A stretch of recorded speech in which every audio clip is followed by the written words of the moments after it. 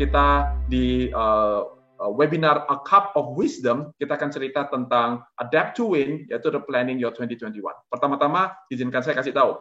A Cup of Wisdom maksudnya adalah satu cup of wisdom, yaitu adalah sebuah pengetahuan, pengalaman, dan wawasan yang kemudian sudah diberikan dalam bentuk sebuah cerita supaya kalian bisa meminumnya dengan baik, supaya menjadi sebuah wisdom buat kehidupan kalian, supaya kalian bisa praktekkan dalam kehidupan kalian. Planning for your 2021, ada begitu banyak yang kita bisa ceritakan. And sebelum saya lupa, di bawah di webinar ini, kalau kalian lihat ada satu button yang tulisannya adalah Q dan A atau Q&A, yaitu adalah question and answer. Saya mau kalian untuk bertanya sepanjang seminar ini, tidak perlu tunggu sampai akhir daripada acara. Saya mau kalian untuk aktif untuk bertanya. Mungkin sekarang aja baru baca Planning for Your 2021, mungkin kalian sudah ada pertanyaan. Why don't you post it there, supaya saya bisa bawa itu dan kita bisa bincangkan bersama-sama dengan narasumber kita pada hari ini.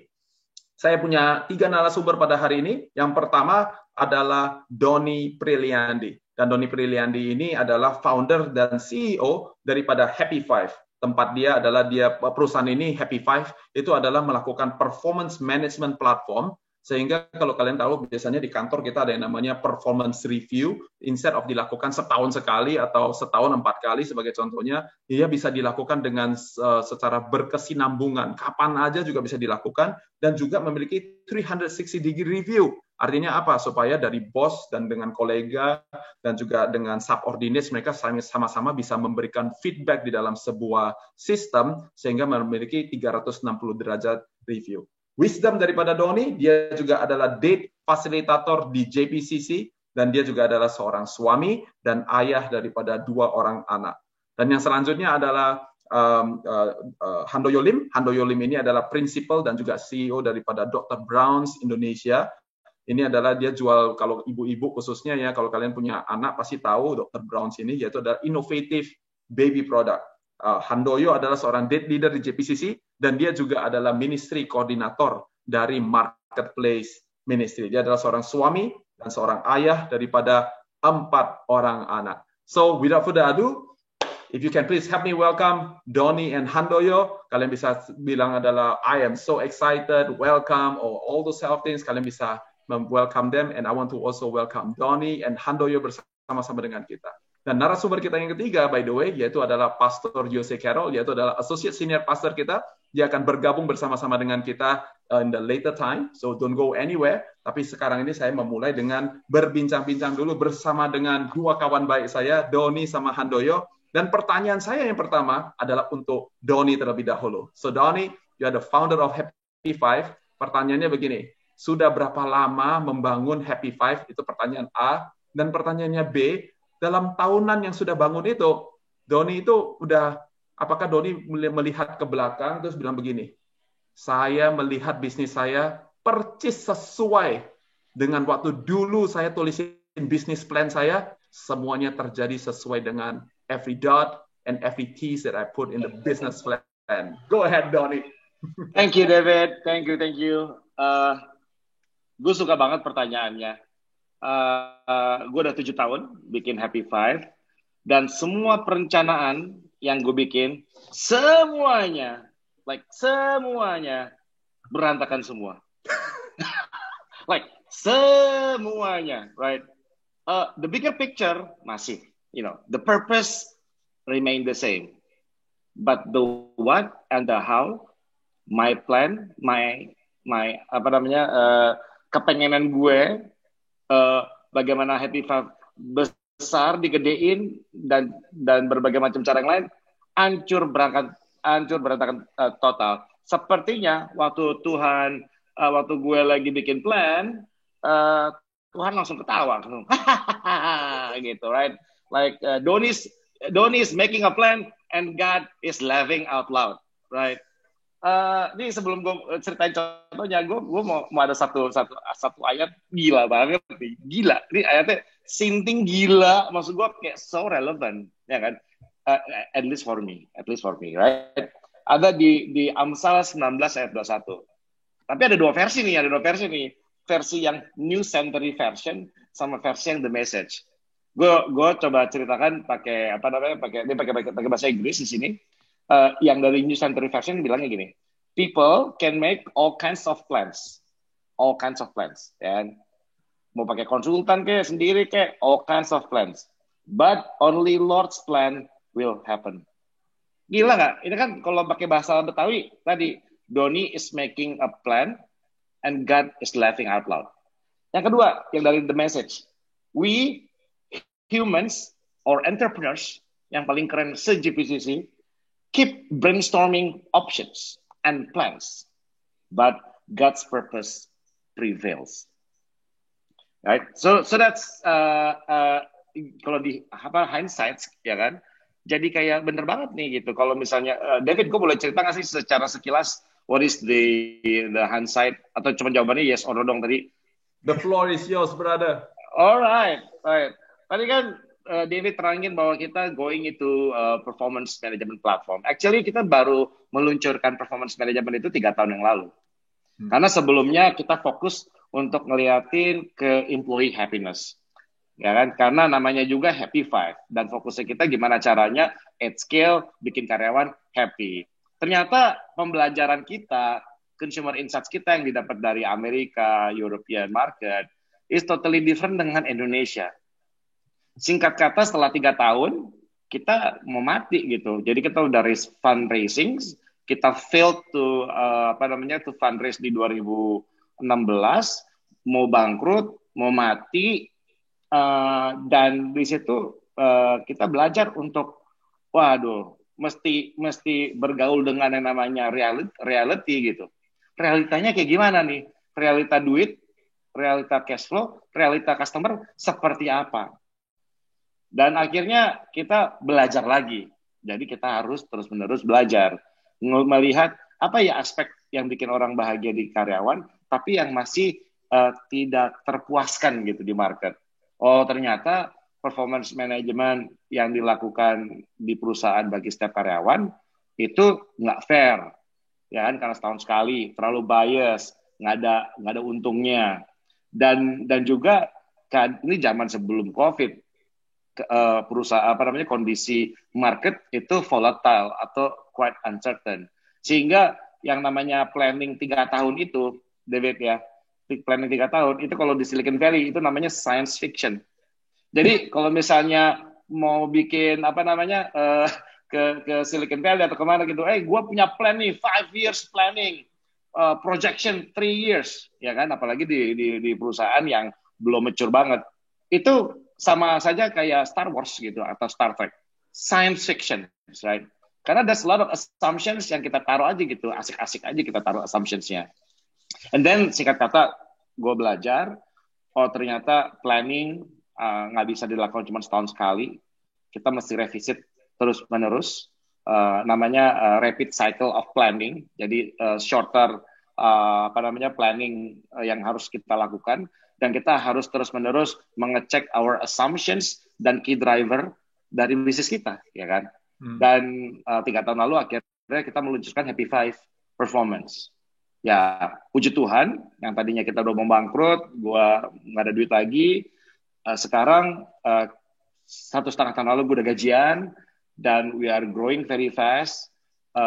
Customer kita 2 dari 3 top 3 banks di Indonesia pakai Happy Five. Dan kita mengalahkan produk-produk dari Amerika, dari European, kayak SAP, the biggest player, Oracle, dan sebagainya. Kita kalahin habis gitu. Dengan ini, this is like a David and Goliath story, right?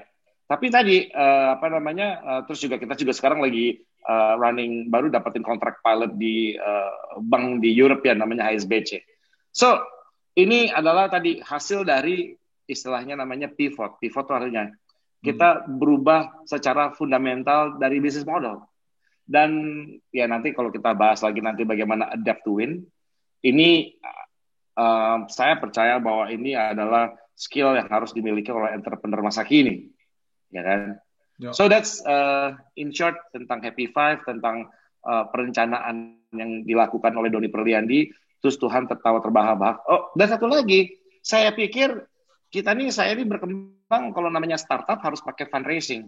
Karena kalau nggak mati gitu. Dan terus terang gue sangat discourage ya, apa namanya, tidak discourage tuh apa ya namanya, bukan Kecewa. kecewa ya, ya kecewa, and then like aduh, ini kalau misalnya gue nggak dapet funding lagi, nggak dapet pendanaan lagi, berarti ada yang fundamentally wrong with me and with my with the business model, karena investor mau invest with the founder and invest in the business, dan apparently dua-duanya salah. Itu gue discourage banget, dan padahal Tuhan kan yang taruh mimpi di gue gitu. Tuhan, mana nih lu, katanya lu mau bantuin gue, ini purpose lu gimana sih gitu.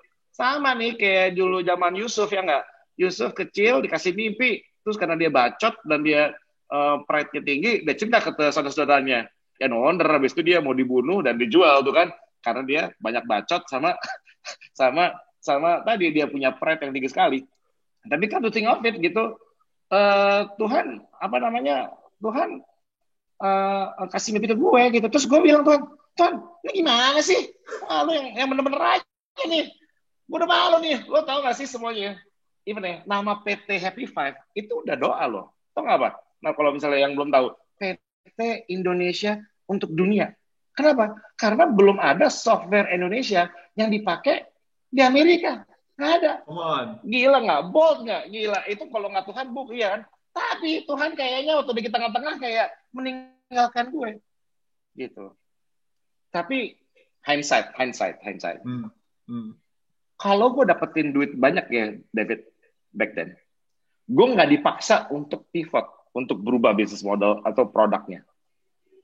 Kalau gue dibiarkan terus-menerus burning investors money, gue nggak punya urgency untuk bisa belajar lebih daripada customer, ngeliatin dari makro tren dunia, dan apa yang bisa dilakukan, and do the testing, experiments, lebih deep lagi, lebih ini lagi. Karena waktu itu, kalau gue nggak dapet duit, anak-anak gue nggak bisa sekolah. Gitu. Dan itu is a life and death buat gue nih.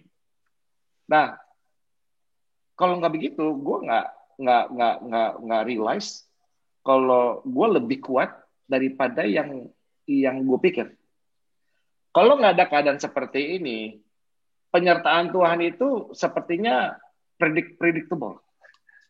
Sedangkan Tuhan kita tuh Tuhan yang suka surprises. Nggak ada di firman Tuhan cerita pahlawan dari Bible yang nggak ada surprise-nya. Nggak ada. Tuhan kalau do something nggak biasa-biasa. Di luar daripada akal dan pikiran kita. Gitu. Jadi waktu itu contohnya gue mau coba target marketnya adalah startup juga nih, teknologi yang lain untuk beli. Ternyata salah. Kenapa? Karena gue pikir gue nggak mungkin bisa ngedapetin klien bank nih. And we're talking about BCA dan BRI, two largest banking sekarang di Indonesia. Gak kepikiran. Tapi waktu kita dapetin kontrak and deliver and they send us the money into my pocket, gue nangis.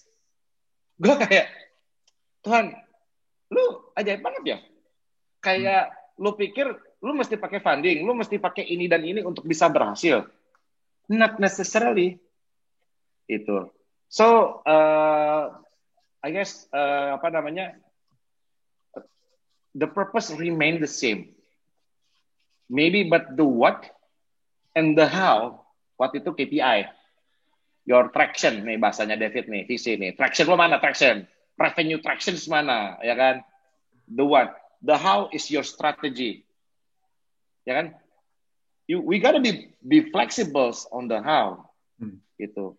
Dan Don, jadi kita tetap bikin planning nggak? Tetap. Gitu. Tapi habis dari sini, nanti gue cerita gimana bikin planning nih di masa seperti ini. Itu. Thank you, bro. Mantap. Bagaimana, sudah siap untuk altar call, saudara-saudara sekalian?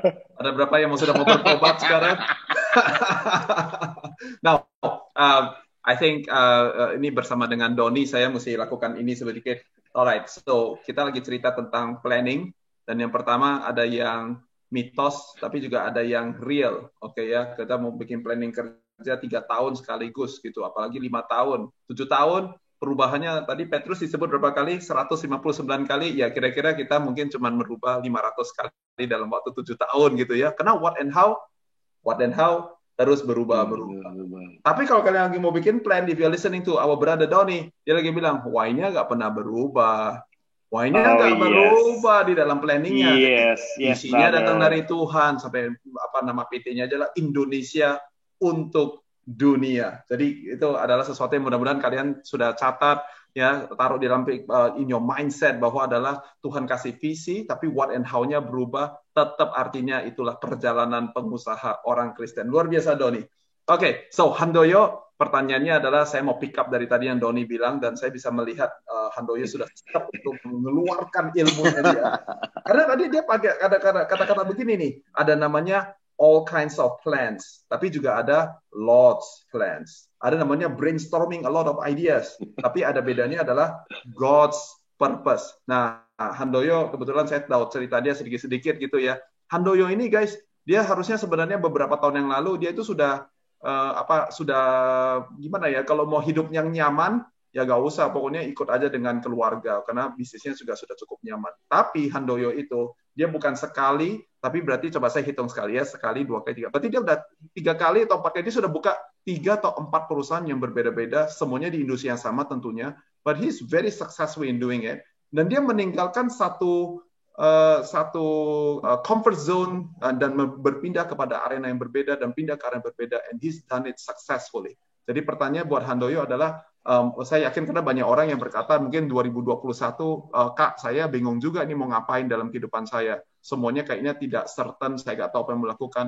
How do you get out from that comfort zone? Apa yang you lakukan? And you know, dalam konteks daripada planning ini, what is your secret recipe? Wow. After apa yang udah dikasih tahu sama Doni, saya udah bingung mau ngomong apa, semua udah diomongin. Ya kita altar call aja langsung sekarang. Oke. Jadi gini, mungkin kalau cerita latar belakang saya dengan Doni agak sedikit berbeda.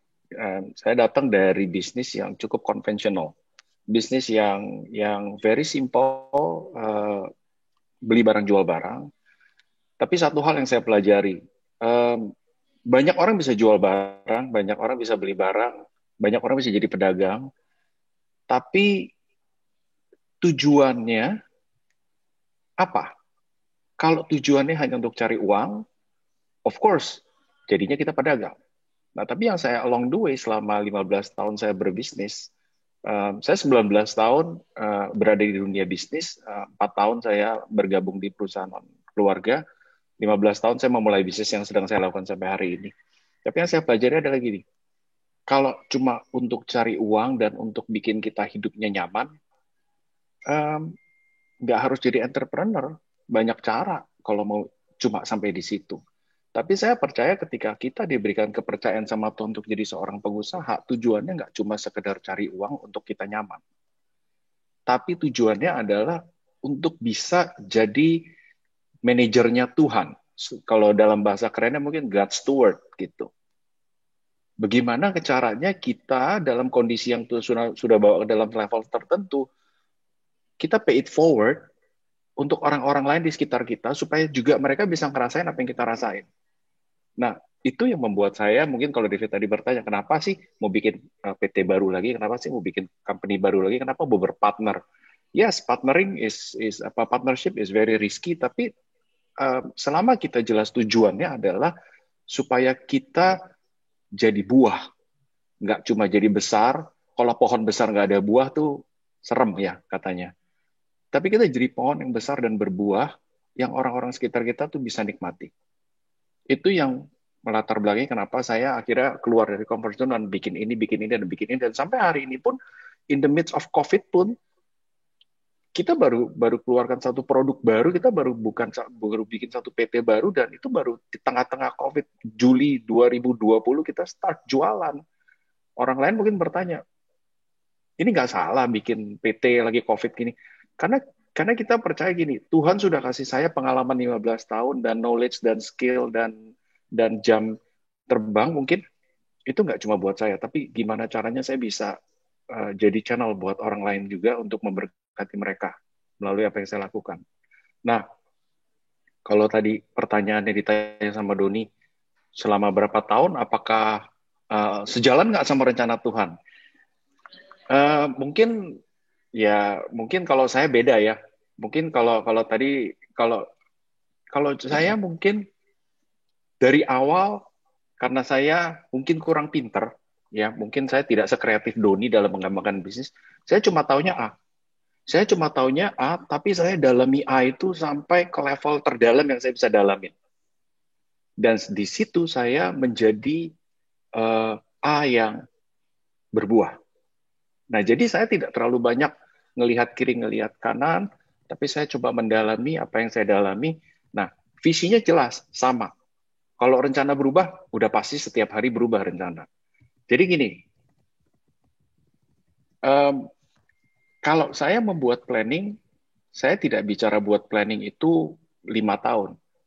Bedanya planning sama daydreaming, planning itu ada measurable step. Kalau daydreaming itu cuma bilang saya mau jadi A. Tapi bagaimana A? Ntar aja tunggu jalannya. Itu daydreaming. Cuma kalau kita bicara planning, ada langkah-langkah yang harus kita lakukan. Nah, beberapa prinsip of plan yang mungkin yang selama ini saya lakukan, yang selama ini saya pelajari selama 15 tahun saya berbisnis. Number one gini, we can only see as far as what we know. Kita hanya bisa ngelihat sejauh yang kita tahu. Kalau kita pengetahuan cuma sampai A, ya udah kita cuma bisa lakukan A. Nah, jadi number one yang saya lakukan adalah saya memperluas wawasan saya supaya kemampuan saya membuat planning jadi semakin dalam. Itu yang pertama. Semakin banyak kita belajar, pengetahuan makin banyak, akhirnya bisa bikin PTA, PTB, PTC, PTD gitu. Kalau saya cuma taunya A doang ya, saya cuma hanya taunya A. Oke. Number two, think big tapi act small. Dalam arti gini, rencana boleh besar, tapi kita harus setia sama perkara kecil. Banyak orang punya rencana besar, tapi dia lupa sama perkara kecil. Yang saya selalu diajarin adalah excellent, itu adalah kita paying attention to detail. Ya. Ditanya, kamu mau jadi apa? Saya mau jadi A. Tapi untuk saya jadi A, saya kan harus lakukan hal-hal kecil ini, saya nggak bisa abaikan. So, the second thing adalah think big, act small. Ya. Tuhan kasih ayat di Mazmur, kalau saya nggak salah, di Mazmur 119 ayat 105 dikasih tahu, firman-Mu adalah pelita bagi kakiku. Tuhan nggak kasih firman-Mu adalah lampu senter atau lampu sorot, nggak. Firman-Mu pelita. Pelita itu cuma buat sinarin kaki. Jadi maksudnya Tuhan apa? Hey, if you have a big plan, but you still have to walk one step at a time. So, setia sama perkara kecil. Lakuin aja apa yang harus dilakuin dengan sempurna, dengan excellent. Yang ketiga adalah selalu mengukur, measure the detail. Kalau kata mentor saya, Ko Juni Herjawan, dia selalu bilang, for something you cannot measure, you cannot improve. Jadi biasakan yang namanya evaluasi, terus-terusan evaluasi. Kita kalau di kantor setiap bulan evaluasi. Nah, bahkan sekarang lagi COVID, bukan evaluasi lagi, koordinasi. Dan itu dilakukan harian, bahkan nggak bulanan lagi. Karena kita harus semakin krisis, kita harus semakin rapat. Ukurnya harus semakin sering. Supaya kita bisa tahu, ini efektif nggak? Nggak efektif, potong, efektif, lanjut. Kita dalam kondisi krisis, kita nggak banyak resources. Jadi kita harus pintar-pintar tebang pilih apa yang mau kita lakuin, apa yang nggak kita harus lakuin. Makanya harus ada measure di situ. Dan prinsip keempat yang selalu saya pegang adalah gini, God's plan is higher than our plan. Saya berapa kali punya rencana mau bikin ini, bikin. Saya 4 tahun yang lalu saya bikin satu media startup di dunia maternity and baby. Wah, di situ banyak sekali mimpi. Di situ banyak sekali rencana. Apalagi kalau kita mau pitching ke visi ya. Wah, what is your deck? Wah, kelihatan bikin decknya keren-keren, gambarnya cakep-cakep segala macam. Oh, you know what? Seperti Doni bilang, 4 tahun diobrak-abrik, sekarang bentuknya nggak kayak begitu lagi. Tapi justru yang Tuhan bawa hari ini ke dalam perusahaan tersebut, jadinya lebih fruitful, jadinya lebih sehat, jadinya lebih nggak stres. Karena Tuhan punya rencana jauh lebih bagus dari kita punya rencana. Ya, di Yesaya 55 ayat 8-9 itu udah jelas-jelas kasih tahu bahwa rancangan Tuhan itu selalu lebih baik daripada rancangannya kita. So, in order for us untuk bisa tap into God's plan, of course, resepinya number one adalah stay close to God. Stay close to God. Jangan lewatin satu hari nggak cari Tuhan. Jangan lewatin satu hari nggak baca firman Tuhan. Selalu bangun hubungan sama Tuhan. Tuhan selalu mau ngomong sama kita, cuma masalahnya kita yang mau dengar atau enggak. Nah, jadi makanya stay close to God because God's plan is bigger than our plan. Nah, jadi poin-poin tersebut adalah merupakan kayak prinsip-prinsip buat saya selama 15 tahun saya bekerja dan membawa kita sampai hari ini ada di sini. Nah, jadi ya kira-kira seperti itu sih, Dave. Jawabannya agak kepanjangan kali ya. No, this is not kepanjangan, luar biasa banget. Ada 4 poin, mudah-mudahan kalian semuanya ada catat di situ. But sebelum kita pergi dan kita mau pastikan bahwa kita mau cover tentang planning itu sendiri, tapi saya merasa bahwa ada sesuatu yang kita perlu kerjakan terlebih dahulu, yaitu bahwa Handoyo bilang bahwa God's plan is higher. Tony tadi bilang bahwa ada lalu boleh brainstorming sampai sebanyak-banyaknya, tetap aja God's purpose yang jalan gitu. Lu punya planning banyak banget gitu, tetap aja planning Tuhan yang jalan. Nah, barusan Handoyo tutup dan this is why I want to pick it up. Yaitu adalah pertama-tama kita harus mendekatkan diri kita kepada Tuhan. Dan kadang-kadang kita berpikir bahwa adalah itu kan kerjaannya Pak Pendeta atau leadernya kita gitu ya. Nanti kalau saya ada masalah, kak doain dong, kak gitu ya. Kita seakan-akan kalau kita tumpangin tangan, bisnisnya jadi jalan gitu. No, personal relationship dengan Tuhan merupakan privilege dan juga tanggung jawab daripada kita-kita semuanya yang profesional dan juga adalah pengusaha. Karena itu I just want to riff there a little bit supaya this get as real as it can be. Doni dan Handoyo dua-duanya adalah orang volunteer, pelayan di gereja lokal kita di JPCC, dan saya juga tahu kalian punya disiplin pribadi berhubungan dengan Tuhan. So I just want to ask you guys to share a little bit from your heart kepada semua pengusaha dan profesional di tempat ini. What is your personal discipline? Apa yang kalian lakukan, dan bagaimana hubungan pribadi dengan Tuhan itu membantu kalian untuk menjadi seorang pemimpin yang lebih baik di kantor kalian masing-masing. Silakan Don. Gue ingat waktu ceritanya Yusuf tadi. Yusuf ini punya purpose yang dikasih sama Tuhan besar banget. Tapi karena dia banyak pride dan banyak bacot, dia akhirnya dijual dan dia mengalami series of unfortunate events. Right. Tapi waktu dia lagi sepertinya sial, terus masuk ke Potifar, tapi dia keren, akhirnya dia dipromot, but not for long, dia cabut lagi, sampai akhirnya di penjara, dan akhirnya dampai raja. We know all the story. Tapi ada satu hal yang menurut gue keren banget, kenapa sih Yusuf bisa bertahan? Ya, bertahan berbelas-belas tahun gitu, sampai umur 30, dan kata-kata yang terus-menerus ada adalah karena Tuhan beserta dengan Yusuf. Karena Tuhan yang beserta dengan Yusuf. I guess Tuhan itu jauh lebih banyak berkepentingan untuk mendekat ke kita daripada kita mendekat ke dia. Karena dia ingin purpose-nya kejadian. Karena buat gue tadi kan ditanyain, what's your personal discipline? Mungkin gue gak terlalu disiplin banget lah. I'm not the kind of hypocrite yang gini. Karena ada ups and down. Sometimes gue gak mau ketemu sama Tuhan. Sometimes I feel a bit disappointed. Benar nggak? It's not like terus-terusan kayak, all the glory, and I'm like, sometimes it's very hard untuk ku bisa face him gitu. But not for long. Gue coba lagi, dan karena tahtanya dia itu bisa didekati gitu, karena because of his grace. Dan gue belajar juga. This is something revelations yang gue dapetin, bahwa worth-nya Doni Perliandi itu bukan karena berapa besar bisnis yang Doni bikin. Worth-nya Doni is not di-define sama performance. Worth-nya Doni itu di-define sama salib Kristus, sama darahnya dia. Karena nanti waktu kita masuk ke surga, kan Tuhan nggak ngomongin gini ya, Fit.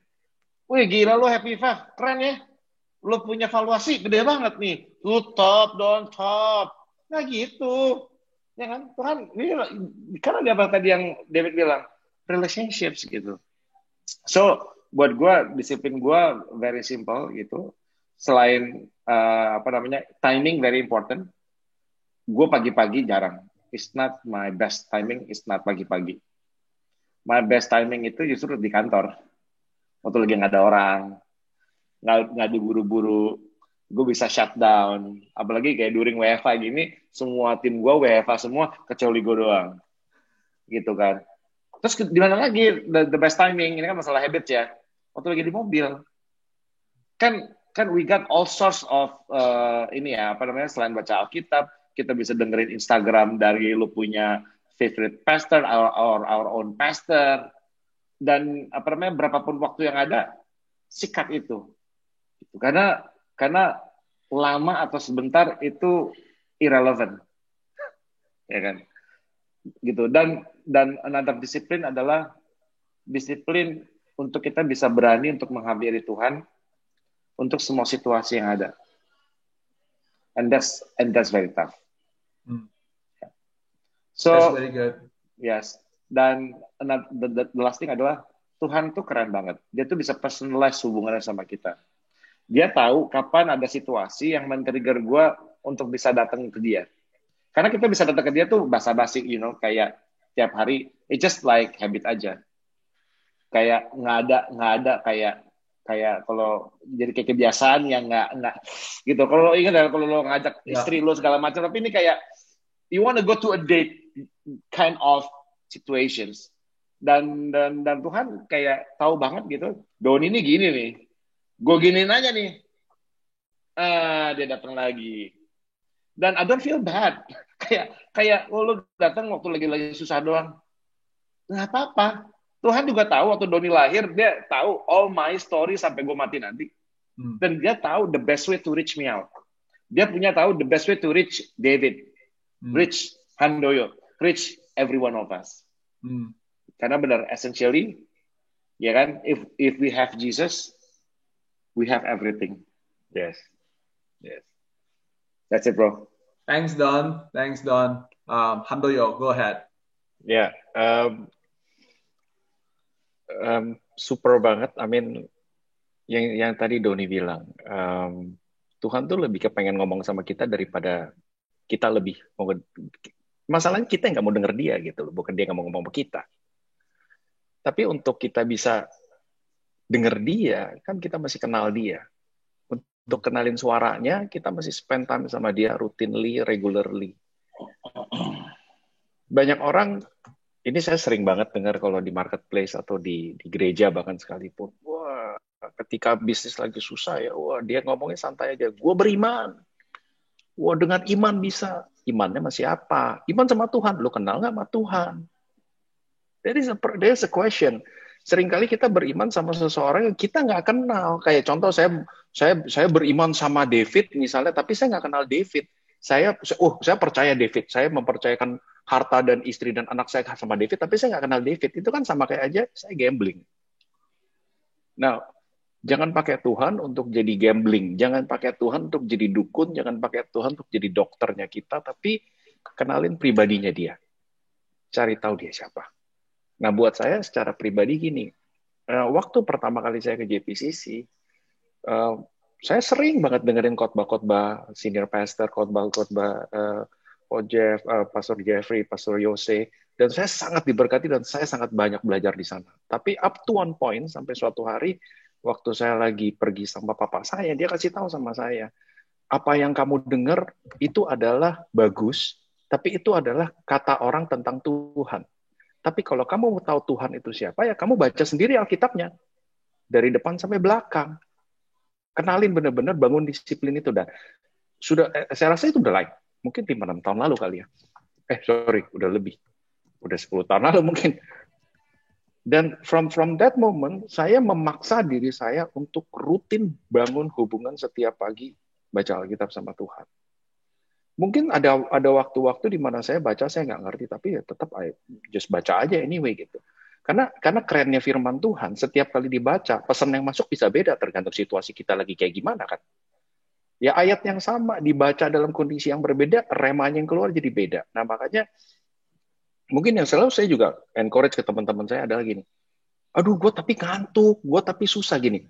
Kalau kita bisa membentuk suatu habit sampai itu bisa jadi kayak makan gitu loh. Kalau kita nggak makan lapar. Kalau kita nggak cari Tuhan, kita nggak baca firman Tuhan, itu kita jadi ngerasanya kok linglung. well, I guess that's a good start gitu lah anyway. Tapi ya harus dipaksakan di awalnya. Nah, tapi once kalau kita udah membentuk pola tersebut, itu akan jadi hal yang mudah. Nah, tapi satu hal gini yang saya mau garis bawahi juga. Saya nggak akan ada hari ini di bisnis saya, di hidup saya, di keluarga saya hari ini di posisi ini kalau nggak karena hubungan saya sama Tuhan. Karena beberapa kali ini bukannya cerita supranatural ya, tapi saya menghadapi masalah beberapa ya of course namanya hidup pasti ada masalah ya. Tapi banyak sekali masalah yang dimana saya sendiri udah nyerah, tiba-tiba ada suara kayak lu begini aja. Lagi baca firman, lagi quietan, tiba-tiba dikasih tahu, lu begini aja. And you know what? Saya bisa cerita lebih dari 10 kali kejadian di mana saya dapat ide itu tuh yang supranatural. Tapi memang karena supranatural, bukan karena saya kayak dukun berdoa komat kami terus keluar konsep. Enggak. Tapi memang, ya itu idenya datang. Bayangin misalnya lagi baca Janda Sarfat gitu ceritanya, tiba-tiba bisa ketimbul ide gitu. Padahal nggak ada hubungan sama janda gitu loh. Saya nggak punya janda juga anyway. Jadi, tapi Tuhan bisa bicara melalui ayat gitu loh. Jadi, ya that's the amazing wonder of God's word menurut saya. Jadi ketika kita setia dan bangun relationship sama Tuhan, itu kayak ngebuka channel, Tuhan bisa bicara dari sini. Banyak banget tuh yang Tuhan bisa bicara sama kita sehingga membawa kita hari ini. My plan is not your plan, kata Tuhan. Ya, but God's plan is always better. Ya itu yang saya alami. Very good.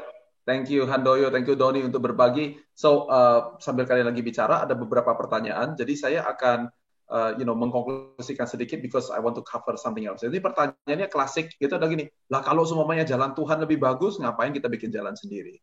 Kalau semuanya purpose Tuhan yang akan terjadi, lantasan ngapain kita pergi brainstorming idea, do all those self things. Jadi saya mungkin mau close tie the loose end di sini supaya kita bisa move on ya.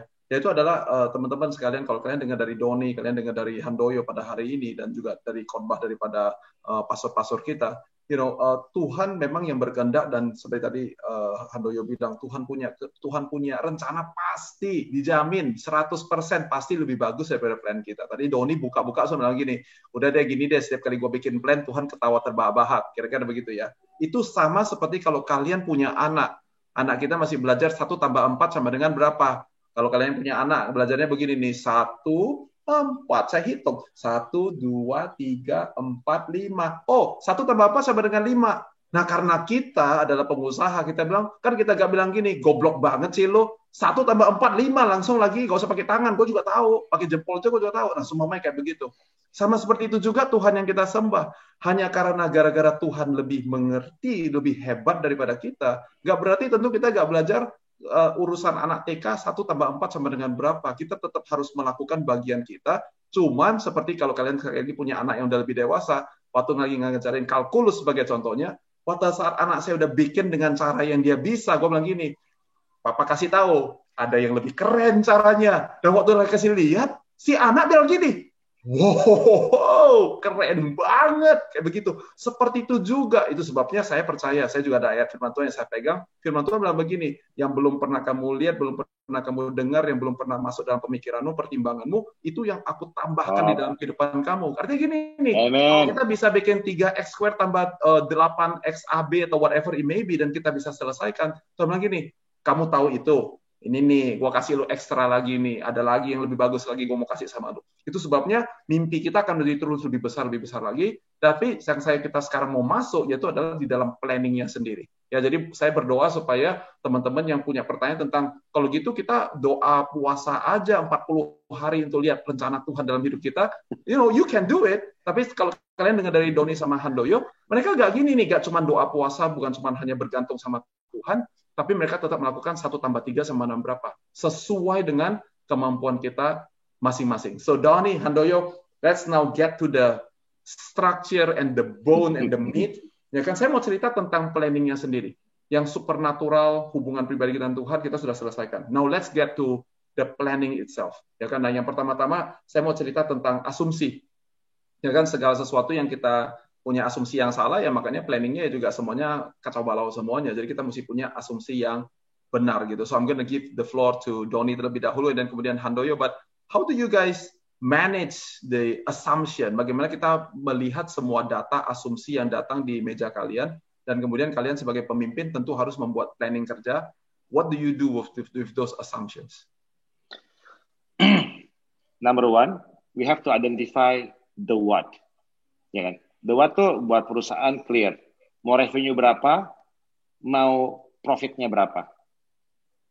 Tapi yang kita mesti lihat adalah bukan angkanya. Bahasa Jawanya tuh key driver. Apa penyebabnya nih? Faktornya apa? Yang bikin jualan gue laku tuh apa?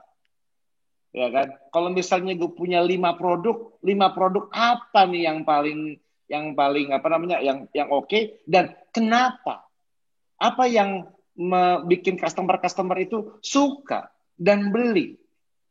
Karena sometimes kita masuk ke apa namanya ke bisnis itu mungkin ada by luck-nya. By luck tuh gini. I trust in luck. Luck to favor of God buat gue. Tapi kalau misalnya kayak, wih bisnis lo hebat banget ya Don, lo bisa growing so fast. Lo tau kenapa nggak? Emboh atau apa? Nggak tahu. Atau bahasa Sundanya, aing mah teu nyaho. Nggak tahu. Ya kan? Nah, kalau kita nggak bisa tahu kenapanya atau penyebabnya, kita akan susah untuk punya yang namanya assumptions. Ya kan? Assumptions itu kan, oke, kita create produk untuk this customer karena customer ini punya problem dan customer ini ada duitnya. Betul nggak? Ya. Jadi ini very practical ya untuk teman-teman. Gue mau coba untuk bicara sama teman-teman yang lagi menghadapi pandemic ini, dan pandemicnya soalnya nggak berhenti sekarang, sampai tahun depan juga masih nih, sampai vaksin ada segala macam, right? Jadi ada dua macam bisnis. Satu bisnis yang less affected sama COVID. Jadi mungkin nih bisnis yang gampang tuh yang masih oke tapi kurang-kurang dikit, bisnis grocery, ya kan? Semua orang tetap beli beras gitu. Jadi mungkin kurangnya dikit lah. Tapi ada bisnis-bisnis yang hancur gitu. Bisnis F&B yang di restoran, bisnis transportasi berantakan. Nah, kita harus punya approach yang berbeda. Karena assumptions-nya juga jadinya berbeda. Tapi buat gue, nomor satu adalah get your facts and get understanding. Angka lo tuh dapat dari mana? Ya. Angka yang mendrive lo punya revenue itu dasarnya dari mana? Angka yang mendrive lo punya expense apa yang ngedrive-nya? Sehingga kan nanti kan kita mempunyai perencanaan tuh ada planning untuk inisiatif-inisiatif yang kita lakukan kan. Kebanyakan nih even perusahaan yang gede-gede nih yang gue serve, mereka itu nggak bisa bikin koneksi antara target dengan inisiatif. Jadi gini nih, ini perusahaan yang gede, inisiatifnya bisa banyak banget, tapi mereka nggak bisa, bahasa Jawanya tuh gato, nggak bisa connect inisiatif yang ini akan mendorong angka yang mana nih yang kita mau dorong. Sehingga kayak kan gini, resources makin sedikit, duit makin dikit. Kita mesti lebih tight lagi. Jadi kita mesti bisa ekstra fokus untuk ngeliatin for $1 yang gue spend, ini yang returnnya paling gede di produk yang mana, di angka yang mana, di target yang kita lakukan. Dan sehingga dari situ, ya kan, kita bisa yang namanya nih, bagaimana kita bikin planning, yang tadinya lu bikin planning setahun sekali, yes, you should do it, tapi harus di breakdown lagi. Jadi cycle planningnya lebih cepat lagi, namanya shorter period cycle of planning. Gitu. Tadi gue suka tuh tadi Handoyo bilang tuh, kita mesti lebih cepat lagi nih kita kalau ngobrol dengan tim di internal nih, gitu. Sehingga yang tadinya kita ngomongin planning setahun, planningnya mungkin per bulan. Kalau misalnya angka-angka yang kita udah taruh, jadi angka dulu, ini namanya objektif, ya kan? Objektif tujuan kita apa? Key results itu adalah angka-angkanya yang kita inginkan, karena angkanya banyak gitu, beberapa angka. Habis itu inisiatifnya, jadi ada objektif, ada key results. Nah, habis itu inisiatifnya apa nih? Sehingga kita bisa tahu nih, ada inisiatif-inisiatif yang kalau ini nggak cuan, inisiatifnya nih nggak bikin ngedrive certain numbers, kita cut, ya kan? Tadi tuh yang ini dan kita reviewnya kapan? Bisa per minggu, bisa per 2 minggu, bisa per bulan, tergantung dari seberapa volatile dan seberapa tight kita punya bisnis. Jadi tadi ada isu kita mesti cek kita punya assumptions, tapi dari mana? Dari key driver of your business and your expenses. Kedua, bikin KPI-nya, tapi bikin KPI-nya yang lebih pendek-pendek lagi. Jadi bikin pendek-pendek lagi. And then yang ketiga adalah kita harus melakukan review yang lebih cepat lagi. Jadi shorter planning cycle and shorter review of KPI. Apa yang kita review? Benar nggak nih inisiatifnya akan nge-drive numbers-nya. Sama yang terakhir nih, leading indicator. Kalau kita cuma ngeliatin doang nih, cuma dari revenue doang naik apa enggak. Sometimes itu adalah is a lag indicator, is by results. Kalau gue bikin software nih, nah one of the leading indicator yang gue lihat adalah apakah orang atau user itu pakai software gue apa enggak di perusahaannya. Karena nih, kalau udah orang nggak pakai software gue atau sedikit pakai nih, kemungkinan besar, ya kan, gue bakal kehilangan kehilangan revenue dari customer gue yang ini. Itu namanya leading indicator. Jadi you have to know what's your leading indicator. Hal-hal apa saja yang kalau ini jalan nih, gue keren nih. Tapi kalau ini nggak jalan, revenue gue bakalan hancur berantakan. Gitu. Now, baik lagi, tadi ada 2. Bagi yang less affected, mungkin lo cuman perlu gimana caranya sustain the business. Mungkin lo mesti ngerem expenses, gitu. But fundamentally we are okay. Tapi mungkin some of you have to rethink about business model altogether. Kalau gue punya teman-teman nih ya, di F&B, the biggest F&B di Indonesia. Dia bilang, Doni, we're done. The F&B 1.0, di mana kita punya cabang di mall-mall, di mana-mana, we're done. We'll get screwed. And then gue baru kenalan sama anak kemarin umur 20-something. Yang revenue-nya gila banget, anak 20-something, kayak anak kayak nggak punya masa depan gitu bentuknya, gitu kayak, lo bakal super understated banget. Tapi duitnya banyak banget. Kenapa? Don, kalau kita bikin makanan, ya kan, gue udah belajar deh. Yang penting tuh murah, banyak yang makan, gak usah yang terlalu fine dining banget. Harga 25.000, tapi kita distribusinya, kita pakai distribusi dari Gojek sama Grab. Gitu. Nggak usah pakai Instagram segala macam. Gue udah belajar gini.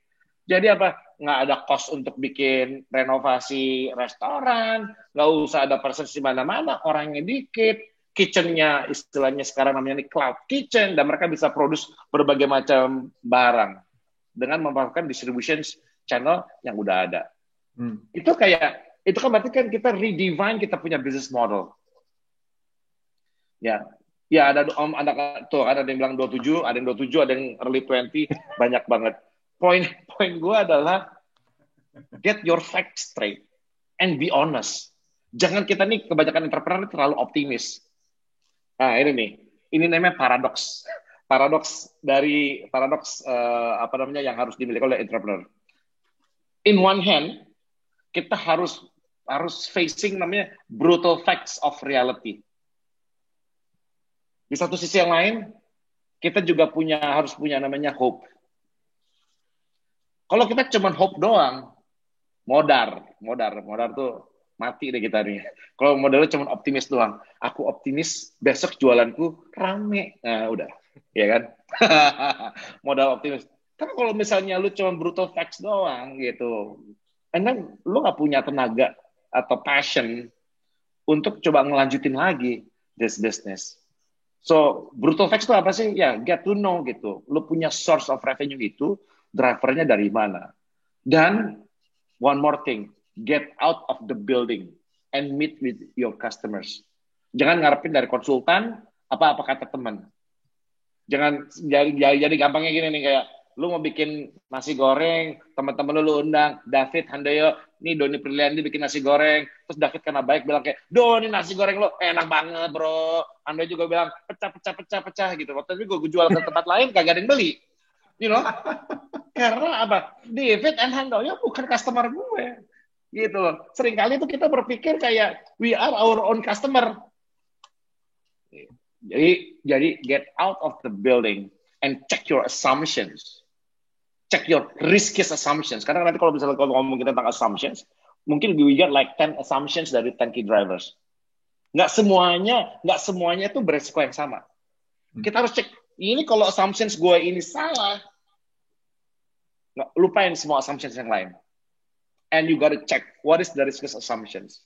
Dan seperti dulu waktu kita SMA, atau kuliah, ya kan, ini satu pelajaran yang gue ingat adalah kalau punya assumptions, ya kan, and then you have to experiment. Eksperimen. Kalau gue ngomong sama 30 ibu-ibu, ya kan, seberapa dari 30 ibu-ibu ini yang mau beli nasi goreng gue? Benar nggak? Ya, kalau cuma satu nih, udah gue sebar nih ya, gue kirim nih 30 nih ya, ini lu cobain nasi goreng gue nih, kan 30 kan, ya kan, 30-30-nya bilang enak nih, enak gitu. But that's the wrong metrics.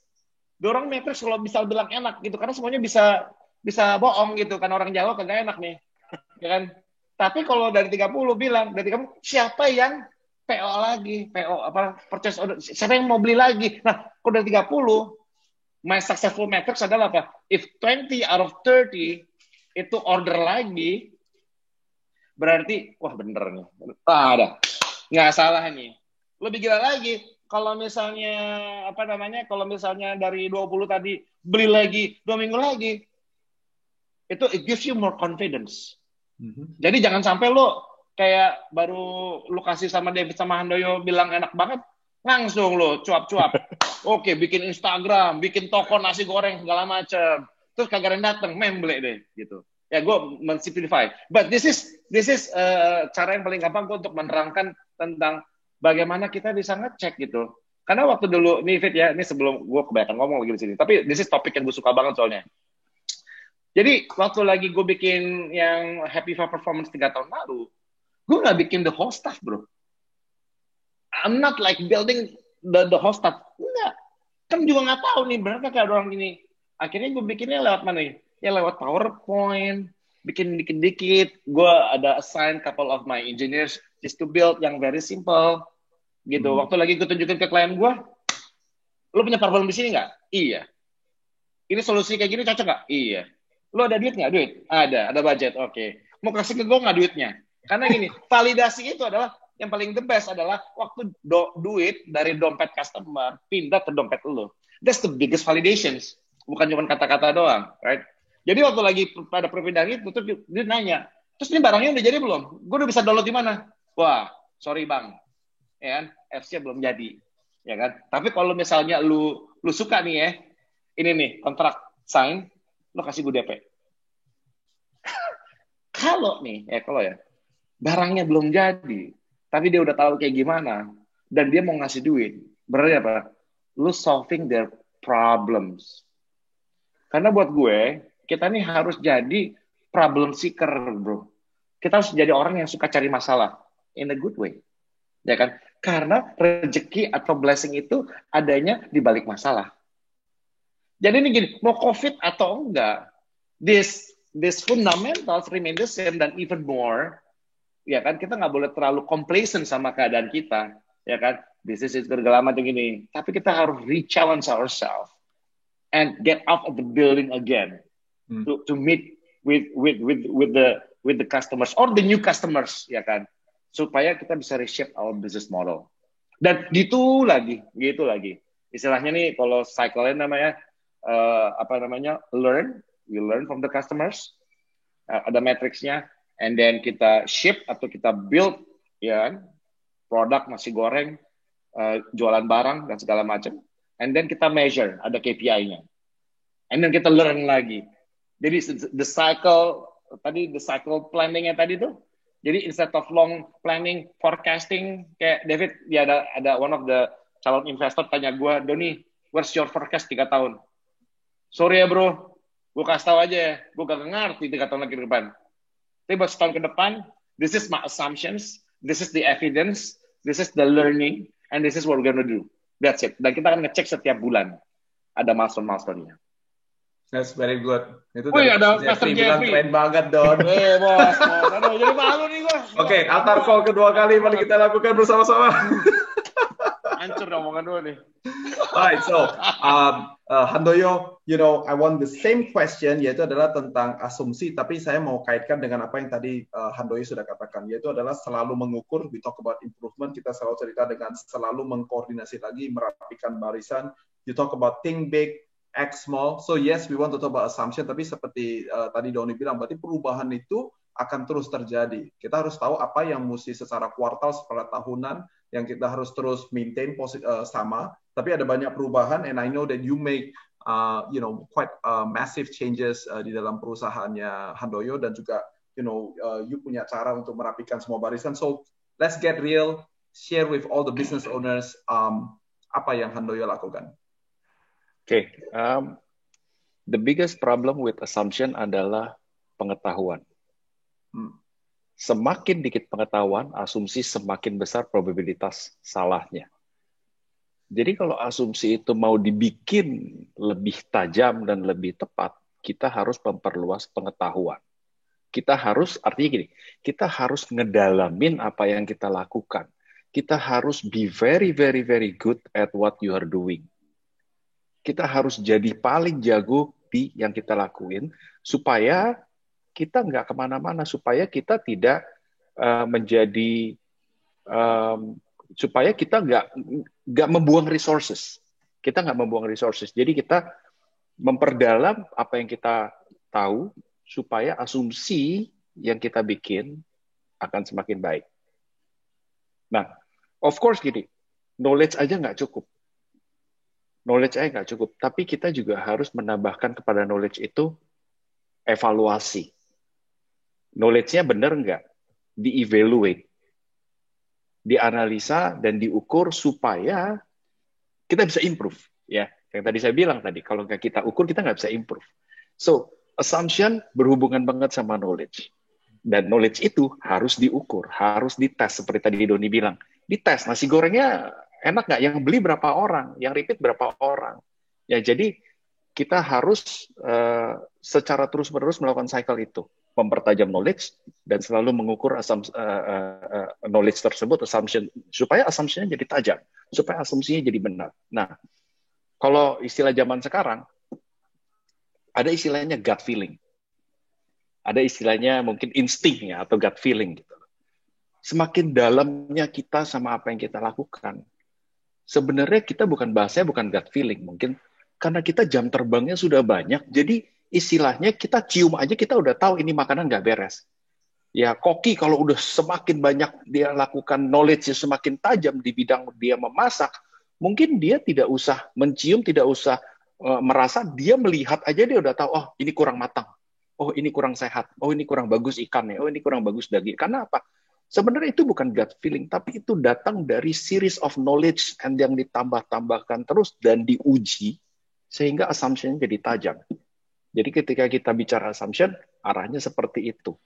Nah, kalau kita bicara dalam perusahaan saya, bagaimana saya melakukan perubahan, terutama dalam COVID ini saya bicara. Pada saat COVID datang, waktu bulan Maret, waktu itu, the very first thing yang saya lakukan adalah saya menganalisa dua hal.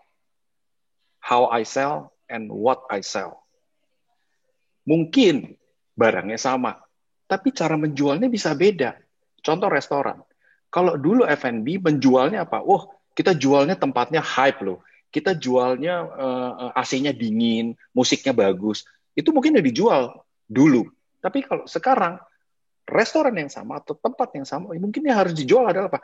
Packaging saya hygiene loh. Begini cara proses makanan saya.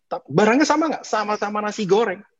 Cuma bedanya, kalau yang tadi, yang dijual nasi goreng dengan musik, yang satu lagi nasi goreng dengan hygiene. Sama nasi goreng, cara menjualnya dirubah.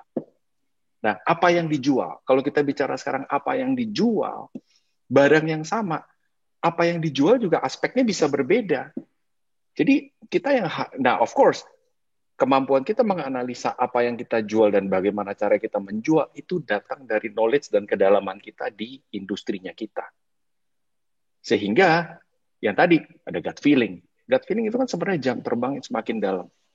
Ya mungkin contoh nih, ya contoh ya. Kalau tiba-tiba mungkin saya atau Doni gitu tiba-tiba dihubungi sama pastor, dia bilang, Doni besok kamu khotbah ya di Sunday Service. Mungkin buat Doni sama saya, mungkin kita bisa gak tidur semalaman mempersiapkan, atau mungkin bisa kayak langsung jatuh desperate gitu atau apa. Mungkin Doni nggak, kalau saya mungkin. Tapi kalau untuk seorang Pastor Yose atau Pastor Jeffrey, oh ya, ya udah, give me 10 minutes beres. Karena apa? Pengetahuannya dalam. Dan istilahnya udah nggak perlu pakai bahasa. Jadi assumption, ya kalau berhubungan sama bisnis, of course assumption itu pasti hubungannya sama knowledge and sama jam terbang. Jadi jadilah yang paling hebat di situ. And then of course, yang tadi Doni bilang, assumption punya hubungan sama, kalau kita bicara bisnis, understand your customer. Understand your customer. Karena hari-hari ini masa-masa pandemik ini masa galau. Bahkan customer aja seringkali nggak tahu apa yang mereka butuhkan. Kita harus lebih pintar melihat apa yang mereka butuhkan daripada mereka sendiri. And of course, kembali lagi, evaluate, test it, evaluate, test it. Makanya di perusahaan kami yang saya lakukan, perubahan yang saya lakukan gini. Kalau biasa di perusahaan saya ada yang namanya evaluasi bulanan. Evaluasi itu yang dievaluasi performance-nya, yang dievaluasi KPI-nya, yang dievaluasi budget-nya, itu dievaluasi secara rutin setiap bulan. Tapi karena COVID begini, yang kita lakukan apa? Koordinasi setiap hari, semua head kumpul 1 jam ngomong. Merapatkan barisan. Hari ini yang paling dibutuhkan sama perusahaan hari ini adalah jadi agile, jadi lincah, jadi cepat, jadi mau berubah. Karena kalau mikirnya kelamaan, keburu disikat maling, keburu disikat sama ayam tetangga, rezekinya. Nah, mau nggak mau, kita harus jadi cepat, kita harus jadi agile. Because the only thing perubahan itu akan selalu ada terus-terusan. Jadi mau nggak mau kita dipaksa untuk jadi agile, rapatkan barisan, rapatkan manajemen kita, supaya kita cepat berubah. Nah, of course gini, kembali lagi yang tadi, assumption, knowledge, evaluate, itu harus terus berjalan. Kalau knowledge-nya makin tinggi, assumption-nya makin tajam, perubahan akan jadi gampang. Yang bikin kacau perubahan itu adalah asumsi yang salah. Yang paling bikin kacau perubahan itu asumsi yang salah. Makanya sekarang kalau tim kami mau bikin program atau bikin apa, saya selalu bilang apa? Show me the numbers. Show me the numbers. I love your story, but I love the numbers more. Karena hari ini I cannot risk, I cannot gamble with story. I need to see numbers. Makanya hari-hari ini makin ke sini kita harus makin tajam mengevaluasi cara kita berbisnis. Kalau kita nggak bisa tuangin konsep ke dalam satu angka, itu namanya daydreaming. Nah, ini yang harus kita pegang. Apalagi sekarang resources menipis. Ya, kita harus makin pintar, karena semakin banyak orang yang desperate mau merebut customer yang sama, ya of course kita harus semakin lebih pintar. Ya, jadi about assumption, kira-kira that's my point, and that's how I change things in the company by being agile. Yeah. That's very good. Thank you for sharing dan merangkum sedikit di sini. Kalau kalian dengarkan dari Doni sama Handoyo pada saat mereka lagi cerita-ceritanya mereka, kalian perhatikan bahwa planning itu bukan ceritanya adalah ambil secari kertas atau pergi ke blackboard, and then kita mulai coret-coret di situ, apalagi masukkan ke Microsoft Excel, cuma bilang begini nih, pokoknya mantuman gue mau bertumbuh 20%. Itu bukan planning, itu namanya adalah bikin sebuah form yang mungkin bikin kita jadi senang dan pump up dan bilang adalah 2021 gue kasih tau sama lu bakal jadi tahun yang keren banget gitu. Apa yang kalian dengar, apa yang Doni dan Handoyo lagi katakan, yaitu adalah constantly mengumpulkan data, mengkoreksi asumsi, punya series of knowledge tadi katanya si Handoyo. Jadi terus kemudian merapatkan barisan. Jadi kita bukan cuma dengar cerita, tapi datanya mana, asumsinya seperti apa. Nah, kalau kita betulin terus kayak begitu, maka kita bikin planningnya lebih tajam, karena sesuai dengan informasi yang relevan. dengan perusahaan yang sedang kita pimpin. Nah, tapi sekarang guys, saya mau pindah kita ke satu titik, yaitu adalah 2021, bukan hanya melihat kepada apa yang sudah pernah saya lakukan, itu hindsight, gitu ya. Kemudian saya dapat insight-nya dong sekarang kayak begini. Tapi sekarang kita tidak hidup di zaman sekarang, kita namanya planning, namanya juga planning ya. Berarti kita lagi masuk ke masa yang akan datang. So as you enter 2021, I wonder apakah Doni dan Handoyo punya pandangan tentang ini ada beberapa hal yang sekali lagi tidak akan ada pernah yang pasti, betul ya. Tapi yang ini cukup fair lah untuk mengatakan bahwa ini bakalan pasti terjadi. Jangan don't tell me that kita semuanya akan hidup seperti zaman dulu tahun 2019 sebelum COVID terjadi sebagai contohnya. So I wonder if you have any foresight yang kalian miliki yang dan secara spesifik mungkin kepada perusahaan-perusahaan yang lebih sifatnya UMKM, mungkin mereka adalah startup, mereka lagi dalam mungkin 3 tahun, 4 tahun pertama di dalam bisnis. What do you have yang membantu kalian untuk menajamkan 2021 buat perusahaan kalian masing-masing? Thank you, David. Jadi gue cerita deh. Yes. Happy Five Planning 2021. Jadi gue kemarin barusan kita planning with my team, ada Ricky Setiawan, DL, GPCC juga, Chief Revenue Officer-nya Happy Five. Jadi tadi gue suka banget tentang masalah knowledge yang dibilang Handoyo Lim. Dan knowledge itu nomor satu yang gue ngeliat ke depan, ada namanya macro trend. Jadi ada namanya micro trend, ada macro trend. Gini, apa yang what changes fundamentally around the world? Now, I don't have any knowledge in other verticals. Gue cuma bisa ngomong apa yang bisnis gue. Gue akan sotoy untuk ngomongin kayak bisnis ibu-ibu dan bayi dan segala macam. Gue nggak ngerti. Tapi gue ngerti tentang apa yang gue lakukan sekarang. Jadi gara-gara COVID, ya kan, tadi planning harus jadi lebih agile. Tadi si itu ngomong kan, kita harus jadi company yang lebih agile. Dan exactly that's apa yang sekarang kita jual. Jadi kalau misalnya di PowerPoint waktu kita lagi jualan kepada customer, ya kan, kita udah bilangnya bukan cuma ngomongin performance management, tapi kita bilangnya namanya agile performance management gitu. Dan kita mesti hyper fokus banget nih jadinya nih, kan? Sama siapa yang jadi customer kita. Kita mesti petain nih customer kita nih. Siapa yang kita mau sikat? Karena kalau siapa customer-nya lu, Don? Semua orang yang membutuhkan. Nggak bisa. Gitu. Cuman satu, bro. One thing yang dibutuhkan sama semua orang. Ya kan? Kasih Yesus. That's it. Right? Tapi yang lain aja. Gue udah tanyain kayak, Don, lu ya, it's not for everyone. Jadi kita mesti qualify. Kita punya customer ini siapa. Jadi caranya gimana nih buat Happy Five? Siapa industri yang paling disrupted karena hal ini semuanya, karena teknologi dan sebagainya. Terus kita identify, ternyata banking by historical nih di Europe, di Amerika, di sini, itu emang yang namanya nih kalau misalnya kita ngomongin curve dari adopsi teknologi, yang ahead of the curve tuh biasanya banking.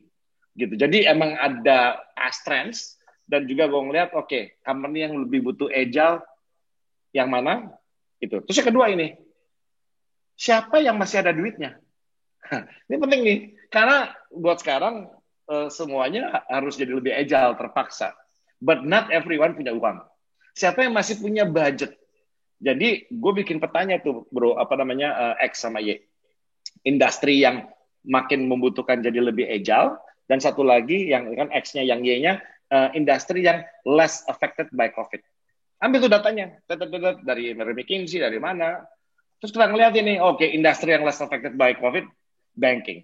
Udah, jadi kita langsung hyper-focus tahun depan. Jadi kita punya sekarang, dilihat dari revenue, 62% dari banking. Udah tahun depan, berarti kita mesti hyper-focus ke sana. Jadi kita punya resources, nanti kalau gue mau hire orang, kalau gue mau cara go-to-market strateginya Happy Five, kita punya positioning, semuanya udah geared toward the verticals of banking. Gitu. Sisanya apa sisanya? Ya udah kalau mau datang boleh, gitu. Tapi kita nggak istilahnya tuh kayak semua resources kita kebagi rata, enggak. kita mesti namanya hyper focus and super prioritas banget. Karena apa? Kalau semuanya penting, dan semuanya nggak penting. Jadi the discipline of saying no, ya kan? Itu jadi something yang justru kita harus lebih nilai karena resource-nya yang kita punya very small, gitu. So that's the bets yang Happy Five ini based dari macro trend dan juga current reality revenue kita. Gitu. So that's ininya. Oh, one more thing adalah another trend tadi artinya karena mereka mesti agile, orang-orang kebanyakan jadi work from home mostly. Jadi mereka tuh susah tuh. Ini gimana caranya dia bisa kerja ya? Kalau zaman dulu nih orang kerja atau zaman sekarang nih sebelum COVID, orang berasa kerja atau produktif itu kalau karyawan gue kerja dari jam 8 sampai jam 5 sore. Karena mereka pikir productivity itu adalah berapa banyaknya orang spend waktu di tempat kerja. Gitu. Thanks to COVID gitu.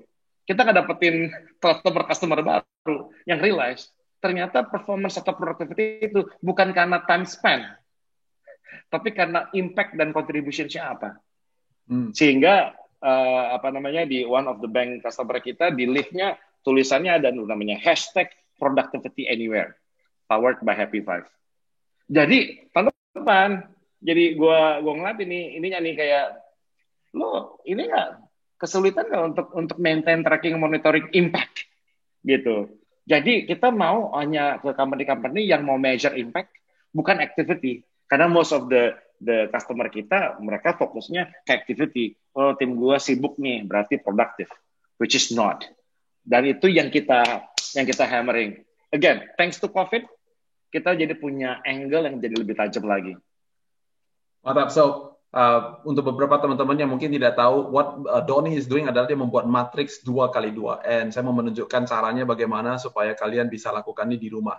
So, kalian perlu bikin ya kan sumbu X dan sumbu Y gitu ya. Dari sumbu X tadi Donny bilang gini, sumbu X saya adalah perusahaan mana yang membutuhkan agility performance management. Nah, itu ada yang di kanan berarti yang yes, yang di kanan di kiri berarti adalah no gitu. Di sumbu Y tadi Donny katakan begini, siapa yang masih ada budget untuk di-spend di 2021. Jadi ada orang yang membutuhkan tapi belum tentu dia punya budgetnya. Nah, maka dari yang di garis yang saya kasih warna distabilokan itu merupakan daerah hyper fokus yang barusan Donny katakan.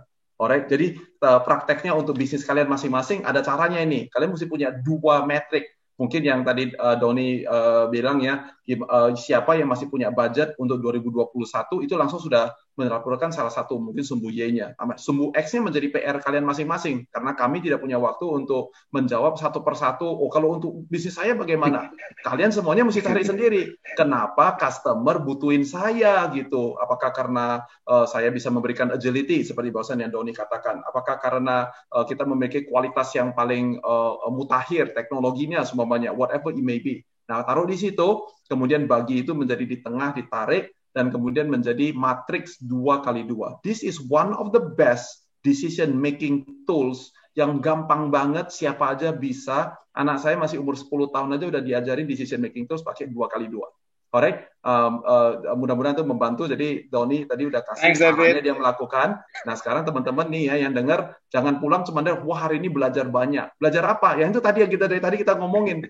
Wah, gua udah belajar banyak. Hanya karena kamu merasa belajar banyak tidak berarti kamu bisa planning untuk 2021. So I hope that tool is helpful for you. Handoyo, what about you? Oke, saya mencoba ngelihat dari sudut pandang yang sedikit berbeda mungkin. Kalau tadi Donny mungkin lebih kepada sales and revenue and customer. Kalau saya mau melihat ini dari sudut pandang what should we see inside our organization or dalam hal ini bisnis kita sendiri. Karena gini, secara fisik maupun secara perusahaan yang dicari hari ini adalah kesehatan. Gak perlu kita mikir bagaimana saya jadi besar, tapi kita fokus bagaimana kita jadi sehat. Karena kalau kita sehat, besar sendiri. Nah, jadi instead of kita trying to chase customer, or trying to create a new market atau apa, lebih baik kita coba perhatikan rambu-rambu, atau kalau nyetir mobil tuh ada speedometer ya, kita harus belajar bisa ngelihat instrumen mana yang sebenarnya, jarum mana yang harusnya kita lihat. Karena nggak semuanya itu kayak orang kalau medical check up ya, kalau kita ambil darah gitu kan ada tes ya, tes kolesterol lah, tes apa. Nah, kita harus punya angka-angka itu supaya kita bisa tahu bahwa kita ini sehat atau enggak. In business, as simple as this, in business. Yang hari-hari ini kita lakukan, ya tadi saya bilang, kita merapatkan barisan, kita evaluate lebih sering lagi, kita analisa lebih sering lagi, dan kita lihat, kalau sakit, jangan takut untuk potong. Kalau sehat, jangan takut untuk invest. Nah, itu yang kita lakukan hari-hari ini. Banyak idea, tapi juga banyak assumption. Tadi sekali lagi, kalau idenya ada, assumption-nya ada, knowledge-nya nggak ada, result-nya juga jadi nggak ada. And we have to be very, very conservative and very, very pintar dalam memanage our risk dalam hal ini. Ya, jadi fokusnya kita as a company yang kita lakukan hari ini adalah kita bahkan di 2021 tema besar company kita adalah healthy. Karena kita mau jadi perusahaan yang sehat. Jadi dalam hal ini yang kita lihat gini, apa sih aspek dari perusahaan? Mungkin ada aspek keuangan, mungkin ada aspek human resource, mungkin ada aspek bisnisnya sendiri, ya terus ada aspek misalnya legalnya, ada aspek ya macam-macam aspeknya. Ada aspek brandnya marketing, ada aspek direct selling, ada sales. Nah, kita sudah tahu aspek-aspek tersebut dan kita harus lihat dari setiap aspek tersebut angka apa atau apa yang menunjukkan indikator bahwa kita tuh sehat atau enggak. And let's aim for that. Nah, jadi kalau di perusahaan kami yang nomor satu jadi prioritas di 2021 adalah let's make our human healthy. Jadi artinya SDM yang jadi nomor satu fokusnya company kita. Kita mau bikin orang kita lebih sehat. Karena kita percaya kalau orang kita sehat, perusahaannya sehat. Nah, itu nomor satu. Of course, yang kita perhatikan kesejahteraan mereka, bagaimana cara mereka belajar, bikin mereka lebih pintar, itu yang kita investasikan di situ. The other thing yang kita lakukan adalah teknologi, using technology to grow business. Makanya kita banyak di tahun depan kita di perusahaan kami kita merencanakan sedang mau punya tim IT yang lebih mumpuni. Ya kita bukan perusahaan startup, kita nggak bikin program, kita nggak bikin apa, tapi kita mau membentuk tim IT yang gunanya apa? Supaya kita bisa mendevelop software dan teknologi di dalam untuk mensimplify complex things. Jadi itu yang kita lakukan. Jadi itu beberapa contoh aja. Jadi yang saya kalau boleh saya sarankan ke teman-teman adalah coba lihat deh di bisnis kita indikator kita sehat kalau apa. Mungkin kalau saya boleh kasih pertanyaan, kita sehat kalau titik. Oke, kita sehat kalau revenue kita bagus. Oke, nah kita analisa sekarang. Revenue kita bagus, apa faktor-faktornya yang harus kita lakukan? Nah, jadi belajar untuk melihat fokus on health, jangan terlalu berambisi besar dulu mungkin dalam hal ini, fokuskan untuk menjadi sehat kalau untuk tahun-tahun mendatang menurut saya. Ya, kira-kira itu, Dave. That's very good. So stay healthy. Oke ya, sama nih seperti kayak kalian kalau tahu gitu ya, virus COVID-19 ini adalah pada prinsip dasarnya kalau kita sehat, ya pada prinsipnya kita bisa dalam daerah yang lebih beresiko pun kita tetap dalam kondisi yang baik-baik aja. Kenapa? Karena kita sehat. Sama juga bangun bisnis juga kayak begitu. Environment-nya berubah dan benar memang semuanya akan bisa merugikan kita dalam beberapa hal. Tapi kalau kita sehat, maka kita lebih kuat bisa menghadapi segala kesulitan yang ada di depan. Nah, saya melihat I want to be a little bit of a devil's advocate buat Doni dan Handoyo pada siang hari ini as we are closing up gitu ya. Nah, pertanyaannya begini nih, karena Doni tadi bilang gini, kita mesti hyper fokus, bukan cuma fokus gitu, udah fokus hyper pula gitu ya kan, hyper fokus. Kemudian Handoyo bilang begini, yang paling penting sehat, nggak usah terlalu mikirin tentang, bukan nggak mikirin, tapi artinya kita fokusnya sehat, kita fokusnya bukan the growth atau bukan pokoknya elemen-elemen yang ada di luar tapi stay healthy. Nah, kalian berdua memiliki angle yang berbeda, tapi ceritanya tetap adalah ceritanya tentang pada prinsipnya itu banyak orang yang kadang-kadang berpikir bahwa kita kan mesti diversifikasi, kita kan mesti jangan taruh semua telur kita di satu keranjang gitu kayak begitu ya. Nah, what is your response terhadap orang-orang yang mungkin punya pertanyaan seperti demikian? Dari tentu pemikiran kalian sendiri-sendiri. Nature dari bisnis itu very specific. Even for software aja juga beda, gitu kan? Karena Happy Five cuma punya satu produk doang. Oh bahkan in fact Happy Five punya dua. Tapi yang satu gue nggak mau terlalu jualin banget, yang satu gue highlight ke sana karena ini yang returnnya paling besar. Tapi kalau misalnya untuk jualan gitu, you have 10 products difference. Of course, itu kan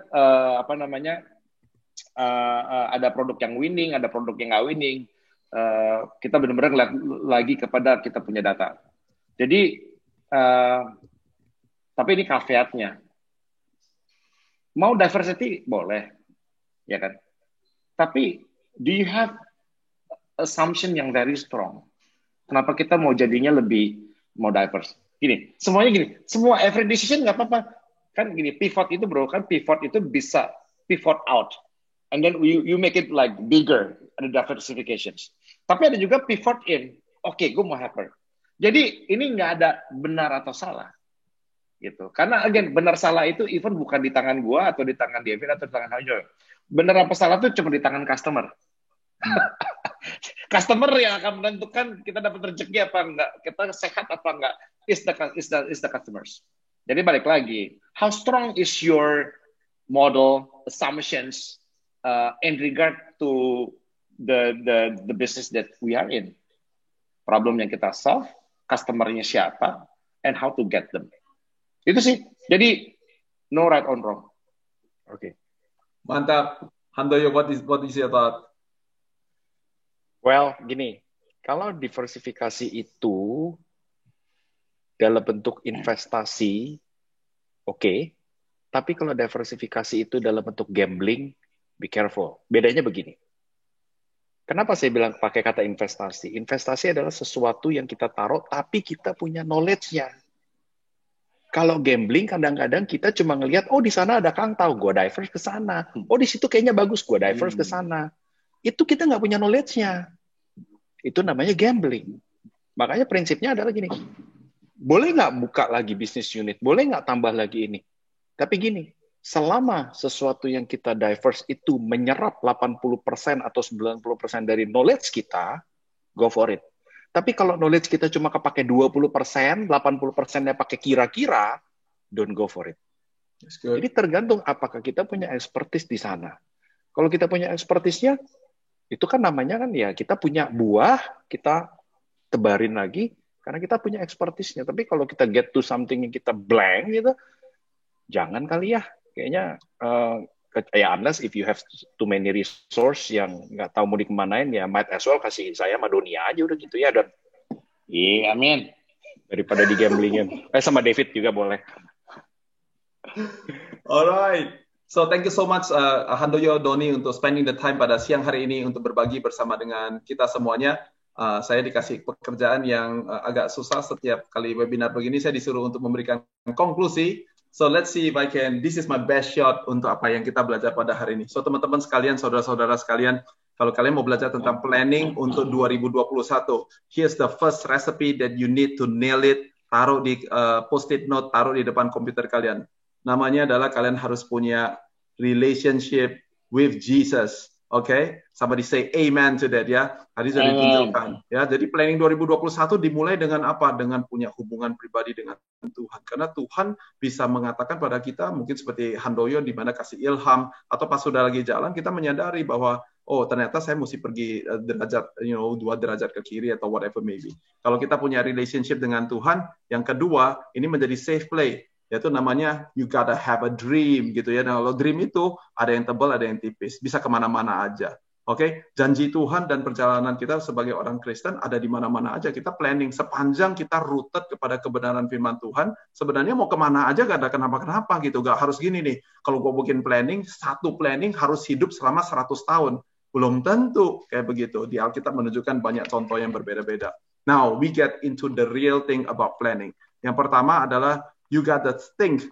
Oke, planning itu berhubungan dengan pikiran kita dan berhubungan dengan model. Kebetulan di situ kalau kalian lihat saya juga bikin 2x2 sama seperti apa yang Doni barusan bikin. This is long before just now Doni kasih 2x2, right? Kalian mesti berpikir dengan membuat model. Apa yang tadi Doni lagi bilang, itu namanya model. Bukan cuma sekedar ya pokoknya ya kira-kira begini gitu. Kira-kira ya kalau kira-kira begini maka hasilnya juga kira-kira. Kalau kita mau yang lebih pasti, berarti kita menggunakan knowledge base kita untuk mendapatkan sesuatu yang lebih pasti. Mudah-mudahan 2x2 yang tadi kita tunjukkan, itu is a simple planning tools yang kalian semua bisa pakai. And here's what everybody is saying in this webinar. This is very, very important. Are you ready? Yaitu namanya adalah action steps. Oke, saya ada gambar tuh, ada tangga di situ, artinya adalah langkah 1, langkah 2, langkah 3. You don't make giant leaps untuk bisa mengakhiri 2021 lebih daripada pemenang. Kalian perlu selangkah 1, langkah 2. Think big, katanya Handoyo, tapi actionnya small aja, satu persatu. Atau ke kantoran kalian, mungkin profesional, pakai itu loh, namanya action list gitu ya, pakai bullet point gitu, ditulisin 1, 2, 3, 4. Apa nih action step-nya yang kalian mau lakukan? Mudah-mudahan ini membantu. Kemudian, asumsi. Sepanjang asumsi kita semakin baik, maka kita mendapatkan planning kita semakin akurat. Kalau asumsinya pakai sembarangan, cuma pakai berdasarkan cerita lu, cerita gua, rasa lu, maka ya akurasinya juga ya rasa-rasa juga gitu. Tapi kalau kita akurat asumsinya, maka keputusan kita juga menjadi semakin akurat. So hopefully this is helpful. Ada yang di sini adalah kalau mau sok-sokan sedikit gitu, SOK mau sok gitu, soklah dengan ini, series of knowledge. Nah, gitu ya kalau mau sok. Karena kenapa? Bukan cuman gara-gara gue tahu satu hal, gue udah kerjakan 15 tahun yang lalu, sekarang pasti berjalan juga. You want to be so, right? Okay, series of knowledge. Saya tahu 10 tahun lalu waktu saya mulai seperti begini, 2 tahun yang lalu, atau tadi Doni bilang 3 tahun yang lalu, ada terjadi perubahan. I have series of knowledge, you understand? Dan karena itu, pivot menjadi natural. Pivot gak usah di mekanismekan, tiba-tiba menjadi sesuatu yang biasa, dan planning menjadi sesuatu yang biasa, mau dikerjakan tiap hari, tiap minggu, tiap bulan, tiap tahun. It's not a problem. Bukan masalah frekuensinya, is about lu punya soknya apa, series of knowledge kamu apa. Kalau kita punya itu, kita bisa lebih baik. Here's this hyper focus yang tadi udah dijelaskan. I'm not gonna show it to you. I'm gonna do this one. Namanya adalah be healthy or keep healthy. Beberapa daripada kalian adalah 2020 menunjukkan kepada kalian bahwa ternyata bisnis saya tidak sesehat yang saya harapkan. Melalui 2020 ini kalian mendapatkan bahwa adalah ternyata keuangan kita bocor di mana-mana, atau mungkin operasional prosedurnya kita itu gak bagus gitu, makanya kita bleeding di beberapa tempat beda. So now is the season for you to do planning to be healthy. Buat sebagian kita adalah ada area-area yang sudah keren banget gitu ya, udah sehat banget. So now is to be maintaining the health, ya kan, to keep healthy. This is very important, yaitu adalah technology enabled. Artinya apa? Artinya adalah yang satu hal yang kita bisa sama-sama setuju bersama-sama, termasuk di gereja lokal kita, yaitu adalah we are technology enabled church. Ya kan, bisnis kalian, contohin dong gereja kalian, contohin dong pendeta kalian, leaders-leaders kalian. It's a technology enabled. Kita masuk ke dalam sebuah dunia yang baru, yang dimana teknologi mengalami percepatan yang sangat luar biasa besar sekali. Alright, ada 2 poin terakhir yang mudah-mudahan saya membantu, dan tadi Handoyo dan Doni lagi berbagi, saya mengingat cerita di kitab Keluaran, yaitu adalah pada saat Musa disuruh untuk membebaskan Israel, dan kemudian kalau kita tahu semuanya, dia merasa bahwa dia tidak layak, dia tidak bisa, dia tidak sanggup, and tidak mau, and all those things. Tadi satu titik dia bertanya kepada Musa, Tuhan bertanya, dia bilang, apa yang ada di tanganmu? Dan yang di tangannya Musa adalah sebuah tongkat yang biasanya dia pakai untuk penggembalaan. Tadi waktu saya dengar ceritanya Handoyo, mudah-mudahan kalian nangkep ini. I'm just a trader, katanya. Sesuatu yang simple, siapa aja bisa beli barang, jual barang. Tapi sesuatu yang biasa, dia bisa lakukan secara luar biasa. Tongkat yang biasa jadi tongkat yang luar biasa yang membebaskan Israel. Nah, buat teman-teman masuk ke 2021, mungkin kita berpikir bahwa adalah bisnis gua biasa-biasa aja. Bisnis gua gak ada apa-apanya. You know what? Biarkan firman Tuhan tertanam di dalam hati kita as you are thinking about 2021. Sesuatu yang biasa di tangan Tuhan pasti menjadi luar biasa. Amen. Kemudian, by the way, kalau kalian nggak tahu, Handoyo ini adalah tukang cetak pengusaha. Jadi orang-orang kerja sama dia, orang-orang ngumpul sama dia, semuanya yang biasa-biasa, keluarnya semua jadi luar biasa, jadi orang-orang yang memiliki kepemimpinan dan menjadi pengusaha yang sukses. So my prayer is that kalian-kalian yang mendengarkan, you are not just inspired, tapi kita mulai mempertimbangkan dan memplanningkan bahwa yang biasa dalam kehidupan saya, Tuhan bisa lakukan sesuatu yang luar biasa. Amen, right? Kemudian waktu sama si Doni, saya kepikiran, karena tadi si Handoyo bilang si janda, saya jadi connect di situ di janda. Di 2 Raja-Raja pasal yang keempat ada cerita tentang seorang janda yang sudah mau mati, karena katanya sudah di tukang pajak, bukan rentenir, kalau kita mau katakan rentenir udah pada datang, udah mau sita rumahnya. Dia bilang, that's it man, I'm already dead. I already got nothing else anymore. Kemudian si Nabi pada saat datang, dia tanya begini, what do you have in your house? Apa sih yang kamu punya di rumah kamu? Dia bilang gini, saya punya minyak katanya, tapi minyaknya cuma sedikit. Terus dia bilang begini, dia bilang, pergilah dan kepada tetangga-tetangga kamu dan mintalah pundi-pundi yang ada di situ. And I thought that Donny memang dia bukan cuma perusahaannya adalah agile performance management, tapi orangnya memang agile abis juga sih, gitu. And Donny yang saya mau mungkin berbagi kesaksiannya itu adalah Donny ini adalah tipe orang yang dia sangat agile, dia punya network dan dia tidak takut untuk pergi kepada tetangga-tetangga dia. Your blessings and your key next steps is closer than you think. Yang Donny lakukan adalah dia pergi kepada tetangga sebelahnya, dia bertanya, banyak ngobrol. Ini orang banyak ngobrol banget, banyak suka tanya banget. Dan oleh karena itu planningnya jadi yang tadi dia bilang, jadi agile banget, berubahnya pivotnya cepat banget. Kenapa? Karena dia banyak bicara sama orang lain. Jangan tinggal sendirian. Your blessings ada di sekitar kalian. Tertanamlah tetap di dalam komunitas. Tertanamlah tetap, dengerin ini, Marketplace Ministry sudah punya begitu banyak wisdom. Why don't you listen to it? Jangan anggap enteng. Jangan bilang, itu mah udah biasa. Ambil pundi-pundi, karena Tuhan bisa melakukan mujizat yang besar. Sekali lagi terima kasih Donny Handoyo untuk bisa berbagi bersama-sama dengan kita. Tapi kita belum selesai, karena sekarang ini kita akan mendapatkan sajian rohani yang lebih luar biasa lagi, katakan lebih luar biasa lagi, dari Associate Senior Pastor di gereja JPCC, gereja lokal kita. Can you please help me to welcome Pastor Jose Carroll? Hey, hai, selamat siang teman-teman semua. Good afternoon, Pastor. We are ready for you. Hey, thank you, David. Thank you for spending the afternoon with us. Sama-sama. So, it's my pleasure. Dari tadi saya udah nguping dari satu, very useful. Saya sangat diberkati oleh apa yang disampaikan. Jadi kalau udah semua disampaikan, so what do I need to do? Udah di wrap up, semuanya udah lengkap. Sementara sepertinya apa yang saya disuruh minta udah disampaikan semua, karena saya disuruh minta menyampaikan tips atau nasihat untuk planning 2021. Saya speechless sih sebenarnya, nggak tahu masih berguna nggak menyampaikan apa yang saya siapkan. Saya mempersiapkan beberapa hal sederhana sebenarnya. Saya harap ini bisa menolong teman-teman untuk bisa put everything you heard dari Handoyo dan Donny yang luar biasa into a certain framework yang kalian bisa take away. Mungkin teman-teman bisa bantu share screen, karena saya diminta untuk bantu memberikan masukan untuk plan for 2021. Jadi saya kasih judulnya When You Plan. Sisa 6 minggu yang sudah punya untuk planning towards 2021. So, kata plan, saya sebelum saya bagi kata plan yang 4 huruf ini, I just want to say this.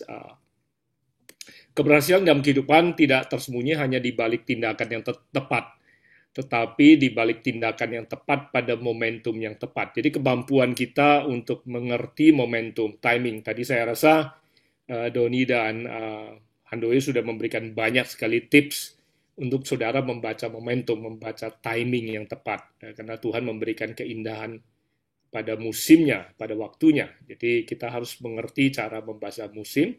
Kalau tadi Handoyo bilang, kalau sakit ya jangan takut untuk berobat, kalau sehat ya jangan takut untuk investasi ya. Kalau saya tidak salah kutip ya, kira-kira seperti itu. So, jadi when you plan, apa yang saudara perlu lakukan, simple, karena waktu saya 20 menit, ada 4 huruf, plan. Dan 4 ini saya kasih kata kerja semua. Jadi plan itu huruf pertama P, project. Project itu kata kerja ya. Sebelum saya masuk kepada how you plan, project itu bicara soal menentukan di mana engkau berada. Projection itu kan menentukan saudara di mana berada, kemudian saudara menentukan kemana sudah mau pergi. Kalau geometri dulu itu harus ada 2 titik, minimal dari titik awal, dan kita harus menentukan titik, setidaknya titik berikutnya. Ya, seberapapun short term, at least harus ada satu titik baru bisa ada projection, baru bisa ada gerak. How do we move from here to there? Jadi saudara tetap harus ada projection. Mau short term, mau long term, tetap harus ada titik yang saudara tentukan.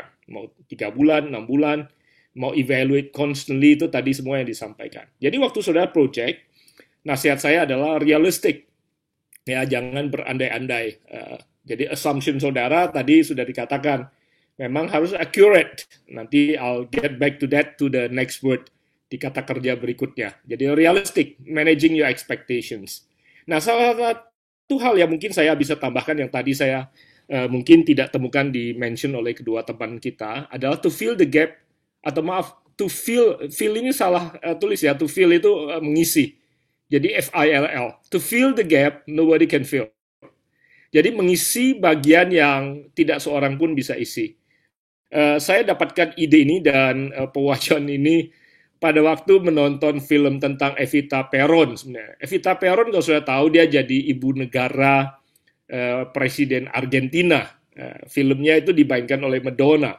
Evita Peron itu sensasional karena dia sebenarnya punya latar belakang yang tidak baik. Boleh dibilang kalau kita pakai konteks kita JPCC di bulan ini tentang healing, dia adalah seseorang yang sangat terluka, deeply wounded and hurt, kemudian restored dan jadi seorang ibu negara yang sangat dicintai oleh negaranya. Dia waktu meninggal itu seluruh bangsa Argentina itu menangis. Jadi makanya ada lagu Don't Cry For Me Argentina, padahal dia kalau sudah tahu latar belakangnya, dia seorang prostitute. Dia itu seorang yang punya latar belakang yang luar biasa. Nah, dia bilang, I can be who I am because I fill the gap nobody can fill. Saya merasa when you project, kalau saudara kasih opsi untuk try to fill the gap nobody can fill, saudara bisa dapatkan projection yang mungkin orang lain tidak bisa dapatkan. Jadi, I think that's the first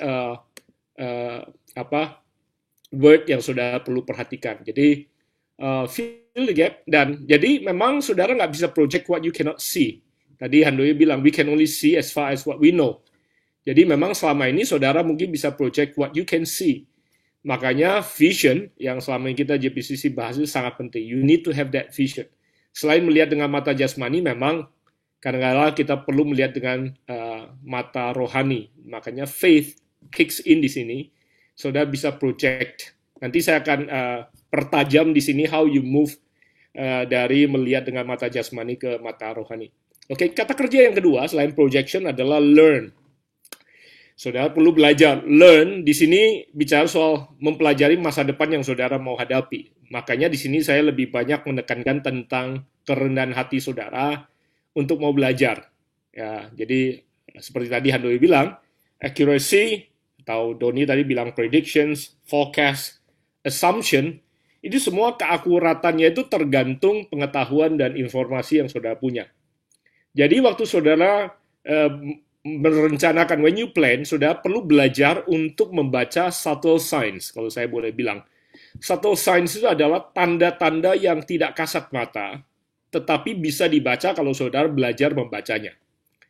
Often overlooked by untrained eyes, seringkali kelewatan oleh mata yang tidak terlatih. Ini saya belajar waktu naik gunung sebenarnya. Soalnya kalau terlatih, saudara bisa lihat jalan keluar di tengah-tengah semak yang sangat tebal. But you need to watch closely to see, to watch and look at the subtle signs. Di bisnis menurut saya, semakin saudara berpengalaman, tadi sudah diceritakan dua teman tadi yang ada, semakin saudara berpengalaman, semakin saudara bisa mempertajam, saudara punya forecast, saudara punya predictions atau assumptions, sehingga projection saudara realistik, semakin tajam.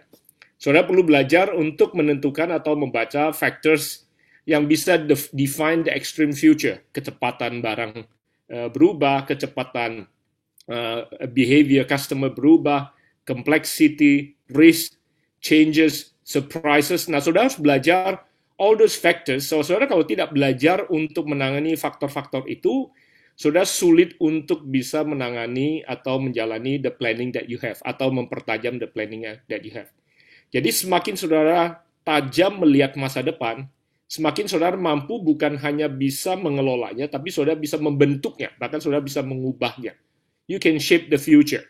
Sekali lagi, accuracy dependent on your level of information, knowledge, experience. Ya, jadi semakin kecil semakin kecil tingkat saudara nebak dan gambling, semakin besar kemungkinan besar apa yang saudara targetkan bisa terjadi. Nah, selain information, ini tadi kan faktor manajemen natural. Selain faktor information, sebagai orang Kristen, yang penuh Roh Kudus, saudara bisa mengandalkan faktor revelation. Ya, selain information, saudara bisa belajar untuk menemukan revelation. Itu janji Tuhan sih buat kita. Yesus belum pergi, dia bilang, apabila ia datang roh kebenaran, ia akan memimpin kamu ke dalam seluruh kebenaran. Dan ia, Roh Kudus, tidak akan berkata-kata dari dirinya sendiri. Tetapi segala sesuatu yang didengarnya, itulah yang akan dikatakannya, dan ia akan memberitahukan kepadamu hal-hal yang akan datang. So as you plan, as you project, selain you learn about available informations, experiences, makanya saudara tetap perlu tukar pikiran, tetap perlu minta pendapat orang yang punya pengalaman yang sebelum saudara jalankan, atau yang pernah mereka jalankan sebelum saudara miliki pengalaman tersebut. Saudara bisa bergantung pada revelation. Itu salah satu tips yang saudara bisa juga telusuri. Jadi plan, projection, learn. Kata kunci yang ketiga yang saya rasa saudara juga perlu lakukan, kata kerja yang ketiga adalah anticipate. Anticipate, sudah berulang kali saya mention di dalam pelajaran saya berikan, tapi di sini saya mau kasih saudara definisi daripada Webster-nya. Webster-nya bilang anticipate itu definisi adalah to foresee. Nah, kata foresee saudara udah diisi tadi di point projection sama learn, ya, foresee. The clearer, the more information you have, the more variable yang you can fill into the foreseeing atau your foresight, atau your forecast, atau your predictions, semakin tajam. Selain foresee, ada kata provide. Nah, di sini provide yang saya mau tekankan. Jadi antisipasi itu adalah bukan hanya melihat, tapi mempersiapkan, menyediakan beforehand. Jadi to prepare, to make, atau to get ready. Jadi kalau pakai analogi di Alkitab, saya selalu pakai analogi atau contoh yang Yusuf lakukan. 7 tahun mimpi tentang kelaparan, dan ada 7 tahun kelimpahan, dia pakai untuk anticipate, mempersiapkan diri. Ya, to anticipate, mempersiapkan diri, mempersiapkan apa yang diperlukan. Nah, kalau pakai bahasanya Nuh, saya pernah dapat kiriman Instastory seseorang. Itu halaman tentang Google site yang Nuh hadapi atau Nuh buka waktu dia mempersiapkan diri, mempersiapkan logistik. Saya nggak tahu dia buka Google site di mana untuk cari tahu mau kasih makanan, persiapkan makanan yang mana. Untuk beberapa tahun di atas bahtera untuk semua jenis makanan yang berbeda-beda. Ada herbivora, ada omnivora, ada carnivora yang ada di atas kapalnya. Dan dia perlu siapkan makanan yang ada. So, basically that's part of anticipation. Jadi, kita perlu anticipate before we even start the journey.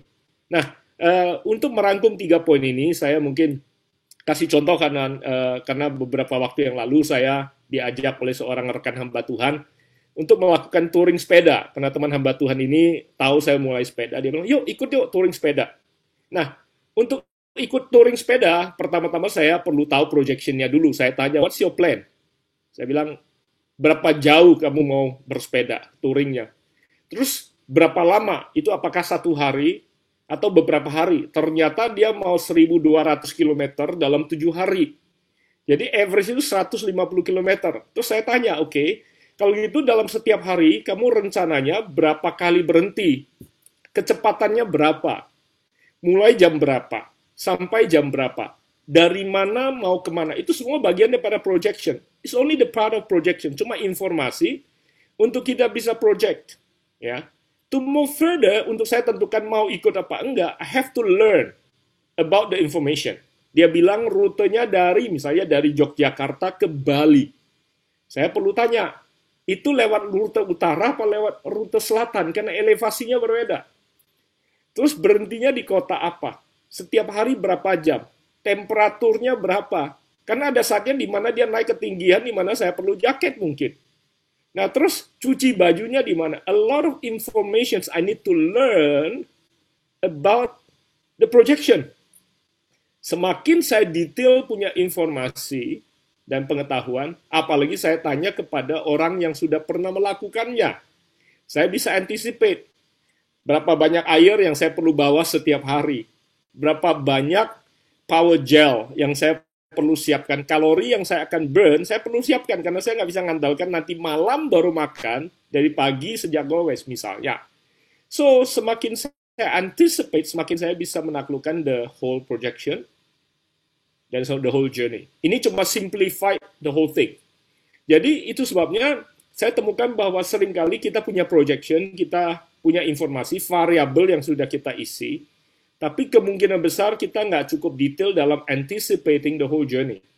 Sehingga kita perlu poin yang terakhir, kata kerja yang terakhir adalah to navigate. When you plan, selain you need to project, you need to learn about the whole journey, you need to anticipate, you need to navigate. Navigate artinya you plan your projects for the best, but in order for it to sustain, you have to be able to navigate your plan through the worst.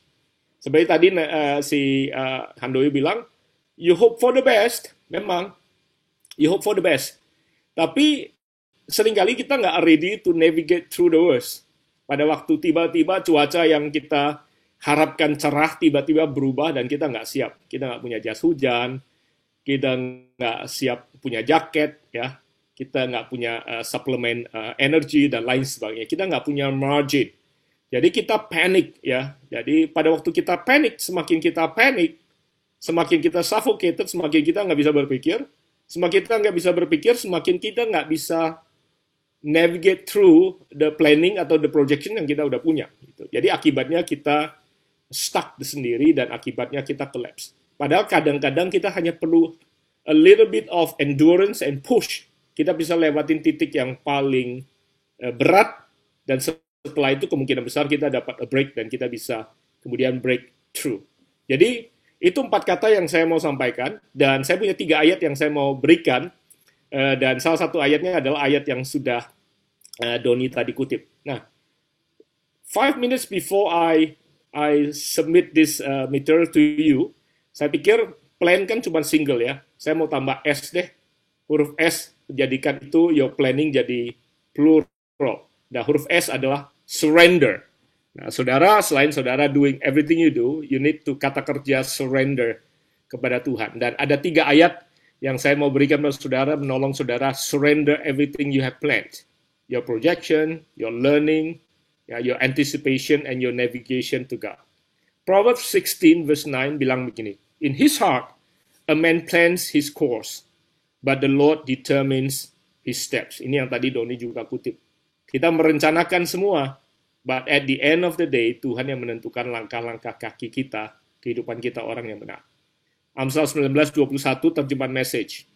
We humans keep brainstorming options and plans, but God's purpose prevails. Ini yang saya juga tadi surprise waktu Doni kutip ayat-ayat ini. Yang terakhir, dan saya berharap as you surrender, ini menjadi motivasi saudara untuk melayani. Isaiah 58 verse 10. NIV bilang begini, if you spend yourself atau yourselves in behalf of the hungry and satisfy the needs of the oppressed, then your light will rise in the darkness and your night will become like the noonday sun. Motivasi, the why, seperti tadi Handoyo bilang, bukan hanya membuat diri kita sendiri nyaman, bukan hanya untuk memenuhi kebutuhan kita sendiri, bukan hanya untuk membayar uang anak sekolah dan uang belanja istri kita saja, atau suami kita. Tujuan kita untuk masuk ke dalam dunia usaha in the marketplace and try to do our best, especially pada waktu kita spend ourselves on behalf of the hungry and satisfied needs of the oppressed. Memberkati dan menolong orang lain. Kalau ini menjadi salah satu why dari your business exist, maka Alkitab berjanji, your light will rise in the darkness, and your night will become like the noonday sun.